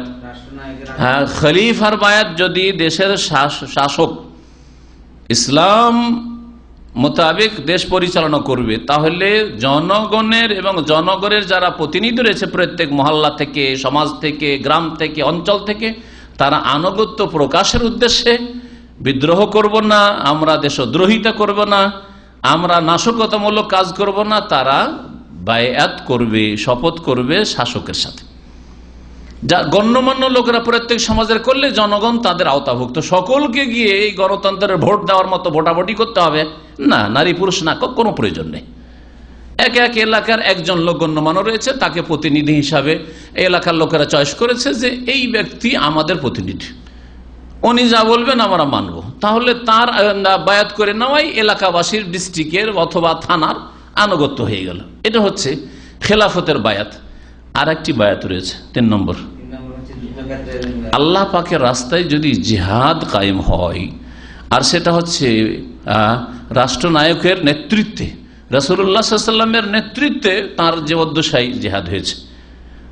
আর সাহাবায়ে কেরামদের জামানায় খলিফা, যে খলিফা থেকেছেন তার নেতৃত্বে জিহাদ হয়েছে। নেতৃত্ব ছাড়া, খেলাফত ছাড়া বা ইমারত ছাড়া, সরকার ছাড়া, শাসক ছাড়া কোনো জিহাদ হয় নাই। ইমাম আবু হানিফা, শাফি, মালিক, আহমদ, এরা আমাদের আদর্শ রাসূলুল্লাহ সাল্লাল্লাহু আলাইহি ওয়াসাল্লাম সাহাবায়ে কেরামদের পরে। তারা কেউ তাদের যুগের খলিফাকে উপেক্ষা করে, বাদ দিয়ে, বা শাসককে উপেক্ষা করে জিহাদে বেরিয়ে গেছেন এমন আছে? তারা করেনি। আবার আজকাল কি করে জেহাদ হইতে পারে? আজকালকারই এই এক শ্রেণী জঙ্গিদের, এগুলো জেহাদ নয়। তো জেহাদের জন্য শর্ত হচ্ছে ইমামুল মুসলিমিনের নেতৃত্ব হইতে হবে, যাতে করে পেছনে আমাদের সাপোর্ট থাকে, প্রোটেকশনের ব্যবস্থা থাকে, আর যাতে করে শত্রুপক্ষ যদি সামনে বেড়ে আসে তো একটু ভয় পায় যে না, পিছনে তাদের কিছু আছে, আর আমাদের পায়ের তলে মাটি নেই, পিছন দিকে যাদের দিকে যাবো ওরাও ধরবে, সামনের দিকেও দুশ্মন। তাহলে এইরকম ক্ষেত্রে এইভাবে জিহাদ হয়, এগুলো জিহাদ নাই। নবী করিম সাল্লাল্লাহু আলাইহি সাল্লামের কাছে বায়াত করতে তারা এসেছিলেন। কিসের বায়াত ছিল তাহলে? 3 বায়াতের, ইসলামের বায়াত।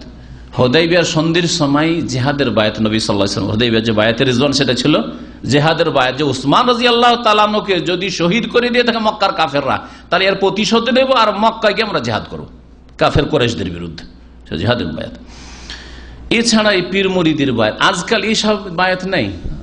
রাষ্ট্রীয় ক্ষমতাও ইসলামের নেই, সব মানবরচিত বিধানে, সুতরাং ওইসব বায়াতের ওরাও ধার ধারে না, আর জনগণ ধার ধারে না, ব্যাস গণতন্ত্র। হ্যাঁ, আর ইসলাম কবুলের ক্ষেত্রে হয়তো সীমিত অর্থে আছে। তারপর ইসলামের দাওয়াত আমাদের যেইভাবে দেওয়া ফরজ মুসলিম জাতির ওপরে, সেই ফরজ আমরা আদায় করি, সেই ফরজ থেকে অনেক দূরে চলে গেছি। ইসলাম যে অমুসলিমদের কাছে পৌঁছে দিতে সুন্দর করে, এই দায়িত্ব ঠিকভাবে পালন করি না আমরা। আর জিহাদের বায়াত, জিহাদ তো নেই, সুতরাং জিহাদের বায়াতও নেই। তো আজকাল বায়াত কি শুরু হয়েছে? ইসলামের এই 3 প্রকারের শরীয়ত সম্মত বায়াত সবগুলিকে মুর্দা করে দিয়ে, মৃত করে দিয়ে পীর মুরিদের বায়াতকে জিন্দা করা হয়েছে। পীর সাহেব বায়াত নেবেন আর মুরিদিনেরা বায়াত করবে। হ্যাঁ, এইসব বায়াত। আর এই বায়াতের মাধ্যমে আয় উপার্জন হবে। তাসাউফ পয়দা করেছিল যারা প্রথমখানে, তারা দরবেশানা জিন্দেগির জন্য পয়দা করেছিল।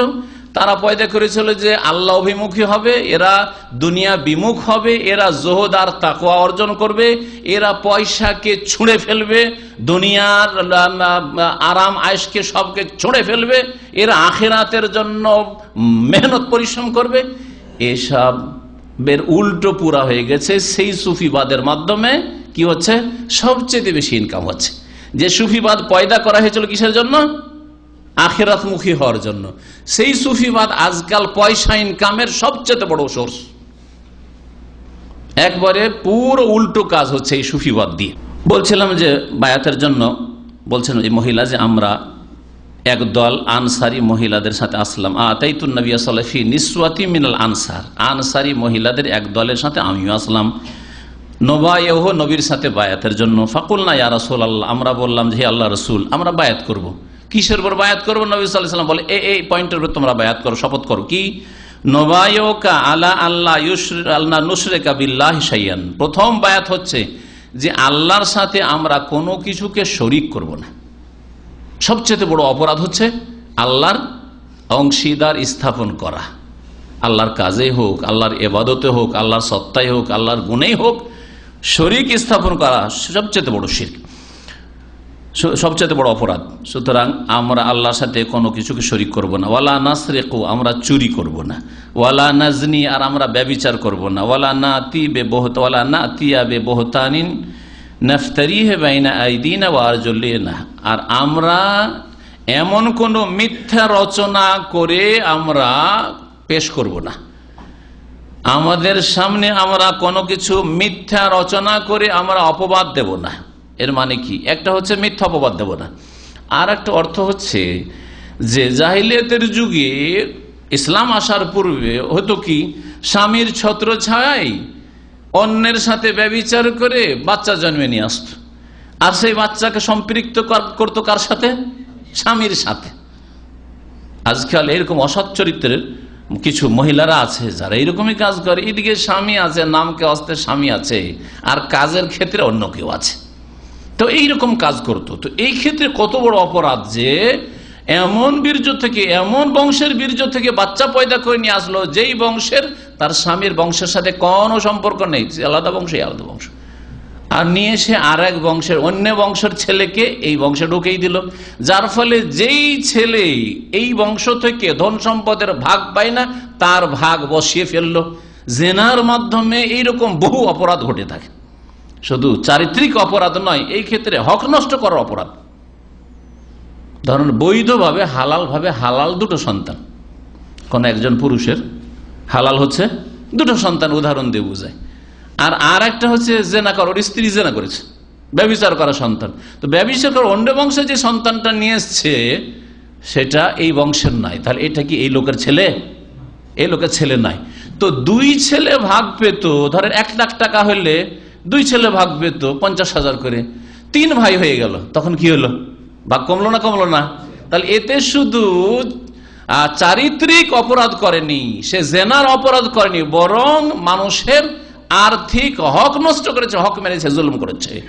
তো নবী করিম সাল্লাল্লাহু আলাইহি সাল্লাম বলছেন যে আমরা এমন ওয়ালা নাতি, তোমরা এই কথা বলো, মানে এই ছিল ওই মহিলাদের অঙ্গীকার, উক্তি যে ওয়ালা নাতিয়া বিবহতান, আমরা কোনো মিথ্যা রচনা করে নিয়ে আসবো না, যা আমরা গড়ে নেব আমাদের সামনে, আমাদের হাত পায়ের সামনে, মানে আমরা ব্যভিচার করে নিয়ে এসে বলবো যে বাচ্চা তোমার, স্বামীকে। এইরকম অপরাধ করব না, যা জাহিলিয়াত যুগের মুশরিক মহিলারা করতো।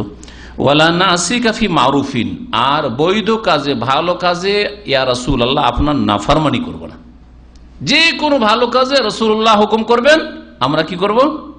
আনুগত্য করব, মেনে চলবো, বিরুদ্ধাচরণ করব না। নবী করিম সাল্লাল্লাহু আলাইহি সাল্লাম এতটুকু শোনার পরে তাদেরকে বললেন যে আর একটা বাক্য বলো, ফি মাস্তাতুন্না ওয়া আতাকতুন্না, যথাসাধ্য আমরা এগুলি পালন করবি, কথা বলো। নবী সাল্লাল্লাহু আলাইহি ওয়াসাল্লাম কত দয়ালু।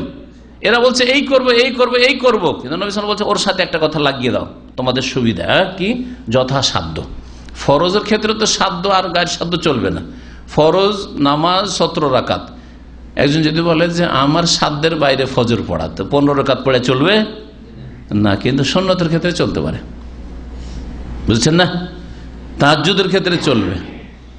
রমজান মাসের রোজা 29 বা 30 রমজান মাসের রোজা রাখতে হবে, ওতে কমানো যাবে। আরে ভাই আমি 30টা রোজা রাখতে পারছি না, বা গরমের দিনে এই বড় দিনে রোজা রাখতে পারছি না, শীতকাল পৌষ মাঘ মাসে রোজা রাখবো, চলবে? হ্যাঁ, কিন্তু কোন ক্ষেত্রে চলবে? সুন্নত নফলের ক্ষেত্রে চলবে। যতটা পারো, মহরমের রোজা পারো না, রাখিও না আশুরা রোজা, আরাফার রোজা পারবে না, রাখিও না তুমি আরাফার রোজা, বুঝা গেছে? সোমবার বৃহস্পতি রোজা পারো না, রাখিও না। এইভাবে দান খায়রাত, নফল দান খায়রাত, অনেকে অনেক বেশি পারছে, তুমি পারছো না, করিও না, যতটা পারছো করো। এইসব ক্ষেত্রে রয়েছে। ফরজের ক্ষেত্রে আল্লাহ পাক যা সুনির্ধারিত করেছে সেই ক্ষেত্রে ঘাটতি করার কোনো অবকাশ নেই। ফি মাস্তাতাতুন্না ওয়া তাকতুন্না, যতটুকু তোমরা পারবে করতে ততটুকুর ওপর অঙ্গীকার করো। কালাত কুলনা, তখন আমরা বললাম, মহিলারা বলল, আল্লাহু ওয়া রাসূলু আরহাম বিনা, আল্লাহ এবং তার রাসূল সাল্লাল্লাহু আলাইহি ওয়াসাল্লাম আমাদের ওপর অধিক দয়ালু। রাসূলুল্লাহ সাল্লাল্লাহু আলাইহি ওয়াসাল্লাম কত দয়া যে তোমরা একটু শর্ত লাগিয়ে নাও যে আমরা যথাসাধ্য চেষ্টা করব। তারপরে মহিলারা বলল, হালুম্মা নুবাইয়ুকা ইয়া রাসূলুল্লাহ, ইয়া রাসূলুল্লাহ একটু হাতটা বাড়ান, আপনার সাথে একটু বায়াত করি। তার মানে মহিলারা জানে যে পুরুষরা বায়াত করতে আসলে হাতে হাত দেয়, মুসাফা করে, তারপরে বায়াত করে। তো একটু হাতটা নবী সাল্লাল্লাহু আলাইহি ওয়াসাল্লামকে বাড়াইতে বলি, আমরাও নবী সাল্লাল্লাহু আলাইহি ওয়াসাল্লামের সাথে বায়াত করব। জানা ছিল না যে নবী সাল্লাল্লাহু আলাইহি ওয়াসাল্লাম কোনো মহিলাকে স্পর্শ করে না, মহিলার হাতে হাত লাগান না। ফাকালা রাসূলুল্লাহ সাল্লাল্লাহু আলাইহি ওয়াসাল্লাম, রাসূলুল্লাহ বলেন, ইন্নী লা উসাফিহুন নিসা, আমি কোন মহিলার সাথে মুসাফা করি না, হাতে হাত মিলাই না, কোনদিন হাত মিলাই না। তো নবী সাল্লাল্লাহু আলাইহি ওয়াসাল্লাম আদর্শ হচ্ছে বেগানা কোন মহিলার সাথে হাত না মিলানো, কোন মহিলার সাথে, অপর মহিলার সাথে আমি হাত মিলাই না। সুতরাং কোন শাসকের জন্য হাত মেলানো জায়েজ নয় অপর পুরুষের সাথে বা অপর মহিলার সাথে। এইরকমই কোন আলেমের জন্য, পীরের জন্য হাত মেলানো জায়েজ নয়, কোন মহিলাকে স্পর্শ করা জায়েজ নয় যদি বেগানা হয়, তার মাহরাম না হয়। তারপরে বললেন নবী সাল্লাল্লাহু আলাইহি ওয়াসাল্লাম, ইন্নামা কওলি লিমিআতি ইমরাতিন কাকওলি লিমরাতিন ওয়াহিদা, আমার 100টি মহিলাকে বলা ওই রকমই যেমন একটি মহিলাকে বলা। অর্থাৎ একবার বললাম যে তোমরা এই বায়াত করো এই কথাগুলির, আর এক এক করে তোমাদেরকে পাঠ পড়াইতে হবে, কোনো প্রয়োজন করে না। 100 জন তোমরা এসেছো, 100 জনের জন্য একটি কথা বললাম, তোমরা বললে যে আমরা মেনে নিলাম, আমরা শপথ করলাম, বায়াত করলাম, আমরা বায়াত গ্রহণ করলাম, হয়ে গেল। কথাই যথেষ্ট, কথার দ্বারা। সুনানে নাসাইর হাদিস 4110 নম্বর হাদিস এবং ইবনে মাজাহ রয়েছে, হাদিসটি সহিহ। মহিলাদের ক্ষেত্রে বেশ কিছু উপদেশ নবী সাল্লাল্লাহু আলাইহি ওয়াসাল্লামের এই হাদিসে রয়েছে। আর একটি উপদেশ হচ্ছে ধৈর্যের উপদেশ, আল্লাহকে ভয় করা, তাকওয়া এবং ধৈর্য ধারণ করা। আনাস রাদিয়াল্লাহু তাআলা আনহু থেকে বর্ণিত, তিনি বলছেন যে মাররান নবী সাল্লাল্লাহু আলাইহি ওয়াসাল্লাম বিইমরাআতিন তাবকি ইনদা কবর, নবী করিম সাল্লাল্লাহু আলাইহি ওয়াসাল্লাম এক কবরের পাশ দিয়ে অতিক্রম করছিলেন, তো দেখলেন সেখানে এক মহিলা কবর পাশে বসে কান্না করছে। মহিলা কবর পাশে বসে কান্না করছে। নবী করিম সাল্লাল্লাহু আলাইহি ওয়াসাল্লাম মহিলাদেরকে কবর কাছে যেতে এই জন্য নিষেধ করেছেন, কারণ মহিলাদের অন্তর নরম, একটুতে কাঁদতে শুরু করে। স্বামী স্ত্রী ঝগড়া লাগিয়ে দেন, আর তারপর দেখে নেন, বুঝলেন। আপনি তো মাশাআল্লাহ মেজাজ গরম করে বসে আছেন, আপনার আরো গরম হচ্ছে, আর ও এত নরম হচ্ছে যে হাউ হাউ করে কাঁদছে, করে না। আপনার স্ত্রী যদি বলে যে আমি থাকবো না তোমার বাড়ি, তবু হয়তো আপনার কান্না বেরোবে না, এরই থাকবে না রে।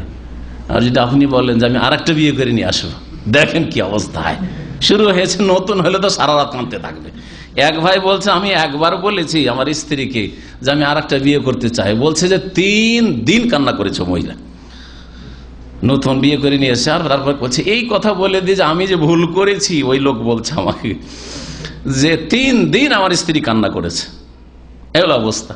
তো মহিলারা নরম, যদি কবরের কাছে যায় আর ছেলের কবর হয়, স্বামীর কবর হয়, বাপ মায়ের কবর হয়, তাহলে ও তো চিৎকার করে কান্না শুরু করে দেবে, যেটা আরাম। এই জন্য নবী করিম সাল্লাল্লাহু আলাইহি ওয়াসাল্লামের লানত রয়েছে ওই সব মহিলাদের উপর যারা কবর জিয়ারত করতে যায়। কবর জিয়ারত নিষেধ, কবরের পাশ দিয়ে অতিক্রম হয়, কোনো কাজে যাচ্ছিল আর পাশ দিয়ে যাচ্ছে, তখন সালাম পড়ে নেবে, সেটা আলাদা কথা। যেমন মা আয়েশা রাদিয়াল্লাহু তাআলা আনহাকে নবী করিম সাল্লাল্লাহু আলাইহি ওয়াসাল্লাম সালামের দোয়া শিখিয়েছেন, কিন্তু উদ্দেশ্য করে কবর কাছে মহিলার জন্য যাওয়া জায়েজ নাই। ফাকালা, নবী করিম সাল্লাল্লাহু আলাইহি ওয়াসাল্লাম বললেন ওই মহিলাকে কাঁদতে দেখে, ইত্তাকিল্লাহ ওয়াসবিরি, আল্লাহকে ভয় করো মহিলা, ওয়াসবিরি এবং ধৈর্য ধারণ করো। ফাকালাত, ওই মহিলা কিন্তু নবীকে চিনত না, নবী সাল্লাল্লাহু আলাইহি ওয়াসাল্লাম এটা যে মুহাম্মদুর রাসূলুল্লাহ এ কথা জানতো না মহিলা। সেই মহিলা যেমন সাধারণ অন্য কোনো মানুষের সাথে কথা বলে ওই রকম ভাবে সে আছে শোকে, ছেলে মারা গেছে আর দাফন হয়েছে, আর এসে কান্না করছে, এসে বলছে এলাইকা আননি, যান যান যান, এলে কেমন আমার থেকে দূরে হন, দূরে সরেন, যান। এটা হচ্ছে এলাইকা আননি, ইবতাইদ আননি। ফাইন্নাকা লাম তুসাব বিমুসিবাতি ওয়া লাম তারিফু, আমার বিপদটা তো আপনার উপর আসেনি, আমার মুসিবত আমি বুঝি, আপনি কি বুঝেন? ওয়া লাম তারিফু, আপনি তো জানেন না যে কি মুসিবত। ফাকিল আল্লাহা, তখন ওই মহিলাকে অন্য কেউ ছিল আশেপাশে বলে যে তুমি চেনো না, বলছে না চিনি না। ইন্নাহুন নবী সাল্লাল্লাহু আলাইহি ওয়াসাল্লাম, এটা হচ্ছে নবী সাল্লাল্লাহু আলাইহি ওয়াসাল্লাম, এটা মুহাম্মদ রাসূলুল্লাহ, আল্লাহ রসুল। ফাতাত, নবী সাল্লাল্লাহু আলাইহি ওয়াসাল্লাম চলে গেছেন একটু এগিয়ে, বাড়ি পৌঁছে গেছেন। ওই মহিলা জানতে পেরে ছুটেছেন নবীর বাড়ি। নবী করিম সাল্লাল্লাহু আলাইহি ওয়াসাল্লামের দরজায় এসে পৌঁছেছে। ফালাম তাজিদ বাওয়াবিনা, নবী করিম সাল্লাল্লাহু আলাইহি ওয়াসাল্লামের বাড়ি আসছেন। ওই মহিলা ভাবছেন যে নবীর গেটে কত যে পাহারা থাকবে, সিকিউরিটি থাকবে। বলছে নবীর গেটে এসে দেখলাম যে কোনো গেটম্যান নেই, কোনো পাহারাদার নেই, বডিগার্ড নেই, কিছুই নেই।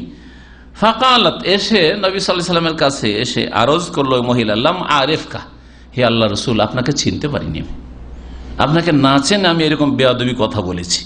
ফাকালা, তখন নবী করিম সাল্লাল্লাহু আলাইহি ওয়াসাল্লাম বললেন, দেখো মহিলা, ইন্নামাস সাবরু ইনদাস সাদমাতিল উলা, আসল ধৈর্য ধারণ হচ্ছে প্রথম আঘাতের সময় ধৈর্য ধারণ করা।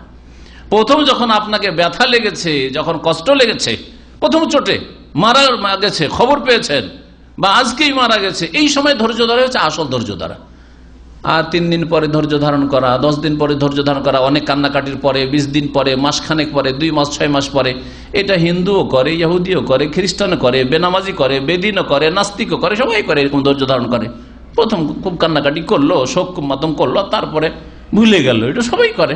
তো ওইটা তার ধৈর্য ধরা হলো না, ওটা ধৈর্য ধরা হলো না। আসল ধৈর্য ধরা হচ্ছে যে যখন তোমাকে আঘাত লাগবে, কষ্ট লাগবে, বালা মুসিবত আসবে, তখনই ধৈর্য ধারণ করবে। ইন্নামাস সাবরু ইনদাস সাদমাতিল উলা। সহিহ মুসলিমে রয়েছে যে এই মহিলার একটি নাবালক শিশু ছেলে মারা গেছিল। তবে কি আলা সাবি ইল্লাহা, সহিহ বুখারী 1203 নম্বর হাদিস, সহিহ মুসলিম 1535 নম্বর হাদিস। আর একটি উপদেশ উল্লেখ করি রাসূলুল্লাহ সাল্লাল্লাহু আলাইহি ওয়াসাল্লামের। হামজা বিন আবি ওসাইদ আনসারী তার পিতা আবু ওসাইদ থেকে বর্ণনা করছেন যে রাসূলুল্লাহ সাল্লাল্লাহু আলাইহি ওয়াসাল্লাম শুনতে পেলেন মসজিদের বাইরে যে একটু হইচই আওয়াজ হচ্ছে, পুরুষরা বেরোচ্ছে আর মহিলারাও মসজিদ থেকে নামাজ পড়ে বেরোচ্ছে, আর রাস্তায় সব একাকার হয়ে গেছে, মানে মহিলাও হাঁটছে পুরুষও হাঁটছে সব একসাথে। লিফটে মহিলাও চড়ছে, পুরুষও চড়ছে, সিঁড়িতে মহিলা পুরুষ একসাথে হাঁটছে, এইরকম দৃশ্যের মতো মসজিদ থেকে, তখনকার যে কাঁচা মসজিদ, মসজিদের পিছন দিকে মহিলারা নামাজ পড়তো, রাস্তায় যখন একাকার হয়ে গেছে দেখলেন। ফাকালা রাসূলুল্লাহ সাল্লাল্লাহু বললেন, লিন্নেসা, মহিলাদের, ইস্তাখিরনা, তোমরা পেছনে সরে যাও, তোমরা পৃথক হয়ে যাও।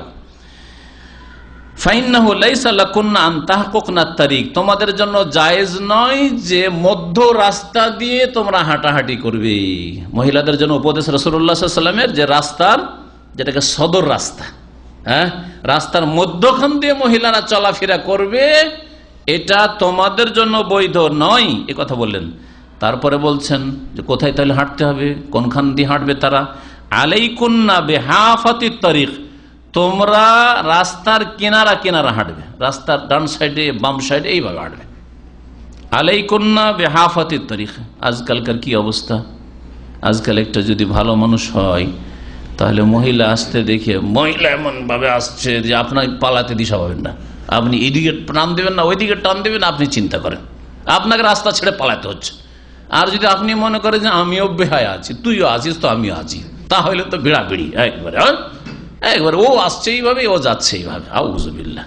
দোকানপাটে এমন ভাবে, সুপার মার্কেটে, অথবা সন্ধ্যাবেলা, আমি যে কত বছর ধরে সুপার মার্কেটে যাইনি আল্লাহ ভালো জানে, সন্ধ্যাবেলা ফজর পরে যাই, যখন এসব বালা মুসিবত থাকে না, পুরুষ নারী একাকার হয়ে থাকে, ওই তো থাকে না ফজর পরে। আর না হইলে জোহর থেকে আসরের মাঝখানে লোকজন তেমন থাকে না। আর ওই রাত্রে আল্লাহু আকবার, আল্লাহ হেফাজত করে, পয়সাতে মানুষকে খারাপ করে দিয়েছে। তো নবী করিম সাল্লাল্লাহু আলাইহি ওয়াসাল্লাম বললেন মহিলাদেরকে যে দেখো তোমার রাস্তার কিনারা কিনারা হাঁটবে। ফাকানাতিল মারআতু তালতাসিকু, তখনকার মহিলারা মাসলা জানতো না বলে এই ভুলটি করেছিল। আর আজকালকার মহিলারা মাসলা জানার ধার ধারে না, জানলেও বেপরোয়া পালন করে না, আর শিখার কোনো চেষ্টাও করে না, অথচ শিখার জানার অনেক ব্যবস্থা রয়েছে। মহিলারা নবী সাল্লাল্লাহু আলাইহি ওয়াসাল্লামের এই উপদেশ পাওয়ার পরে এমন রাস্তার কিনারা কিনারা হাঁটতেন সাহাবী মহিলারা যে তালতাসিকু বিল জিদার, পাশে রাস্তার পাশে দেয়াল বা বেড়া, আমাদের দেশে কঞ্চির বেড়া হইতো না, কঞ্চির, বাতির, বাঁশের বেড়া, আর এই দেশে হয়তো খেজুর পাতার ডালের বেড়া, তো ওগুলো তো কাঁটা আছে, তো মহিলার রাস্তার কিনারা দিয়ে হাঁটতে গিয়ে তাদের কাপড় খেজুরের কাঁটাতে খেজুরের ডাল আটকে যেত, লেগে যেত।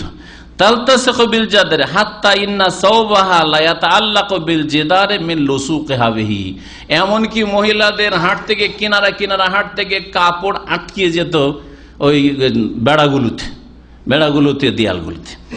আবু দাউদের হাদিস 4588 নম্বর। আল্লামা আলবানী হাদিসটিকে হাসান বলেছেন। আর এই হাদিস সহিহুল জামে আলবানী উল্লেখ করেছেন 929 নম্বর হাদিস। এই হাদিস থেকে কি বোঝা গেল মহিলাদের ক্ষেত্রে, যে মহিলারা রাস্তায় চলাফেরার ক্ষেত্রে রাস্তার এক কিনারা দিয়ে হাঁটবে, ডান দিকে বাম দিকে এক সাইড দিয়ে হাঁটুক। আর পুরুষদের জন্য উচিত হবে যে মাঝ রাস্তা দিয়ে হাঁটবে, আবার ওই মহিলারা যেই রাস্তার কিনারা দিয়ে হাঁটছে ওইদিকে যেন না যায়, ওইদিকে হাঁটবে না। আল্লাহ পাক রব্বুল আলামিন যেন আমাদেরকে দ্বীন পালনের তৌফিক দান করেন।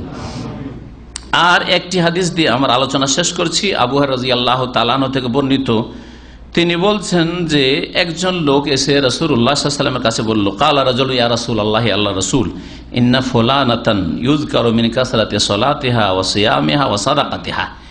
একজন মহিলা মদিনায় আছে যে অনেক বেশি নামাজ পড়ে, অনেক রোজা রাখে, নফল রোজা রাখে, নফল নামাজ পড়ে, জোহা চাস্তের নামাজ, তাহাজ্জুদের নামাজ পড়ে, আর সাদকা দান খায়রাত খুব করে। কিন্তু তার একটি দোষ আছে, গায়রা আন্নাহা তুজি জিরানাহা বিলিসানিহা। তবে ওই মহিলা নিজের ভাষা দ্বারা খারাপ, ভাষা খারাপ, জবান খারাপ, তার ভাষা দ্বারা জবান দ্বারা প্রতিবেশীদেরকে কষ্ট দেয়, খুব গালাগালি করতে পারে, ভাষা খুব খারাপ। কালা নবী করিম সাল্লাল্লাহু আলাইহি ওয়াসাল্লাম বললেন যে এই মহিলা বেশি নামাজ পড়া সত্ত্বেও, বেশি রোজা রাখা সত্ত্বেও, বেশি দান খায়রাত করা সত্ত্বেও, যেহেতু প্রতিবেশীকে কষ্ট দেয় সেজন্য কি হিয়া ফিন্নার, জাহান্নামে যাবে। বেশি নামাজ, শুধু ফরজ নামাজ নয়, বেশি নামাজ পড়ে, বেশি রোজা রাখে, শুধু রমজান মাসে রোজা নয়, নফল রোজা রাখে, দান খায়রাতও করে, কিন্তু মানুষকে কষ্ট দেওয়ার কারণেই কি করবে? জান্নাত যেতে পারবে না, জাহান্নামে যাবে। কালা ইয়া রাসূলুল্লাহ, তারপরে বলে হে আল্লাহ রাসূল, ফাইন্না ফুলানাতান ইউযকারু মিন কিল্লাতি। ওই মহিলার নাম উল্লেখ করা হয়নি, কারণ মহিলার নাম উল্লেখ করলে হাদিসের পাতায় নামগুলি থেকে যেত, কিয়ামত পর্যন্ত চিহ্নিত হয়ে যেত যে অমুকের স্ত্রী অথবা অমুক নামের ওই মহিলা মদিনার অমুক জায়গার, সে এইরকম খারাপ ছিল বা ভালো ছিল, যার ফলে নাম উল্লেখ করা হয়নি। আরেক মহিলা আছে ইউযকারু মিন কিল্লাতি সিয়ামিহা, খুব কম রোজা রাখে, মানে সারা বছরের নফল রোজা খুব কম তার। ওয়া সাদাকাতিহা, সাদকা দান খায়রাত খুব কম করে। ওয়া সালাতিহা, নামাজও খুব কম, মানে 5 ওয়াক্ত শুধু নামাজ পড়ে, 5 ওয়াক্ত হয়তো ফরজ নামাজটা পড়ে, অত সুন্নাত নফল আরো তাহাজ্জুদ ওই সব কিছু নেই ওর। এমন নয় যে আবার কম নামাজ পড়ে মানে 4 ওয়াক্ত 3 ওয়াক্ত নামাজ পড়ে, কারণ সাহাবায়ে কেরামদের জামানায় কোনো মুসলিম 1 ওয়াক্ত নামাজ ছাড়তো না, কারণ তাদের ইজমা ঐক্যমত ছিল যে নামাজ একবার ছাড়লে কি হয়ে যায়? কাফের হয়ে যায়, মুসলিম থাকে না। কানু লা ইয়ারাউনা শাইআম মিনাল আমালি তারকুহু কুফরুন গায়রা সালাহ। প্রখ্যাত তাবেঈ বলছেন যে সাহাবায়ে কেরামদের ইজমা ছিল যে তারা একটি আমল ছেড়ে দেওয়াকে কুফরি মনে করতেন, সেটা হচ্ছে সালাত, নামাজ। নামাজ ছেড়ে দেওয়াকে সাহাবায়ে কেরামরা কাফের হয়ে যাওয়া মনে করতেন। আর কোন সাহাবী কাফের হয়ে মারা যাবেন এইরকম তাদের কল্পনায় ছিল না, সবাই কমপক্ষে মুসলিম হয়ে মৃত্যুবরণের চেষ্টা করতেন। সুতরাং ওই যুগে কোনো বেনামাজি ছিল না। কেউ যদি নামাজ চড়ায় তো সে আকীদার বিশ্বাসের মুনাফিক, কাফের, অমুসলিম ছিল, মুসলিম ছিল না। আর আজকাল মুসলিমদের ওপর যতই মাতম করেন, মাতম করে শেষ করতে পারবেন না এই তাদের বেনামাজি হওয়ার উপর। আল্লাহ পাক হেদায়েত করেন মুসলিম জাতিকে। আর মুসলিম জাতির ওপর বালা মুসিবত, সার্বিক বালা মুসিবতের কারণ হচ্ছে তাদের দিন থেকে সরে যাওয়া, তাদের নামাজ থেকে সরে যাওয়া, মসজিদকে খালি করে দেওয়া, নাবাদ করে দেওয়া। নবী করিম সাল্লাল্লাহু আলাইহি ওয়াসাল্লামের কাছে যখন ওই মহিলার কথা উল্লেখ করা হইল, আর ও দান খায়রাত যদি করে তো সে বেশি করে না। ওয়া ইন্নাহা তাসাদ্দাকু বিল আসওয়ারি মিনাল আকিত, পনির, ওই যুগে পনির এক রকমের খাদ্য ছিল। পনির, আজকাল পনির অল্প ব্যবহারে, কিন্তু তখনকার যুগে পনিরটা একটা খাদ্যই ছিল আরবদের। তো এই পনির অল্প কিছু টুকরো পনিরের দান খায়রাত মাঝে মধ্যে করে, কিন্তু একটা ভালো গুণ তার আছে, বেশি ইবাদত বন্দেগী তার নাই নফল, কিন্তু একটা ভালো গুণ কি? ওয়ালা তুজি জিরানাহা বিলিসানিহা, জবান দ্বারা কোনো প্রতিবেশী পুরুষ মহিলাকে কখনো কষ্ট দেয়নি, তখন কষ্ট দেয়নি।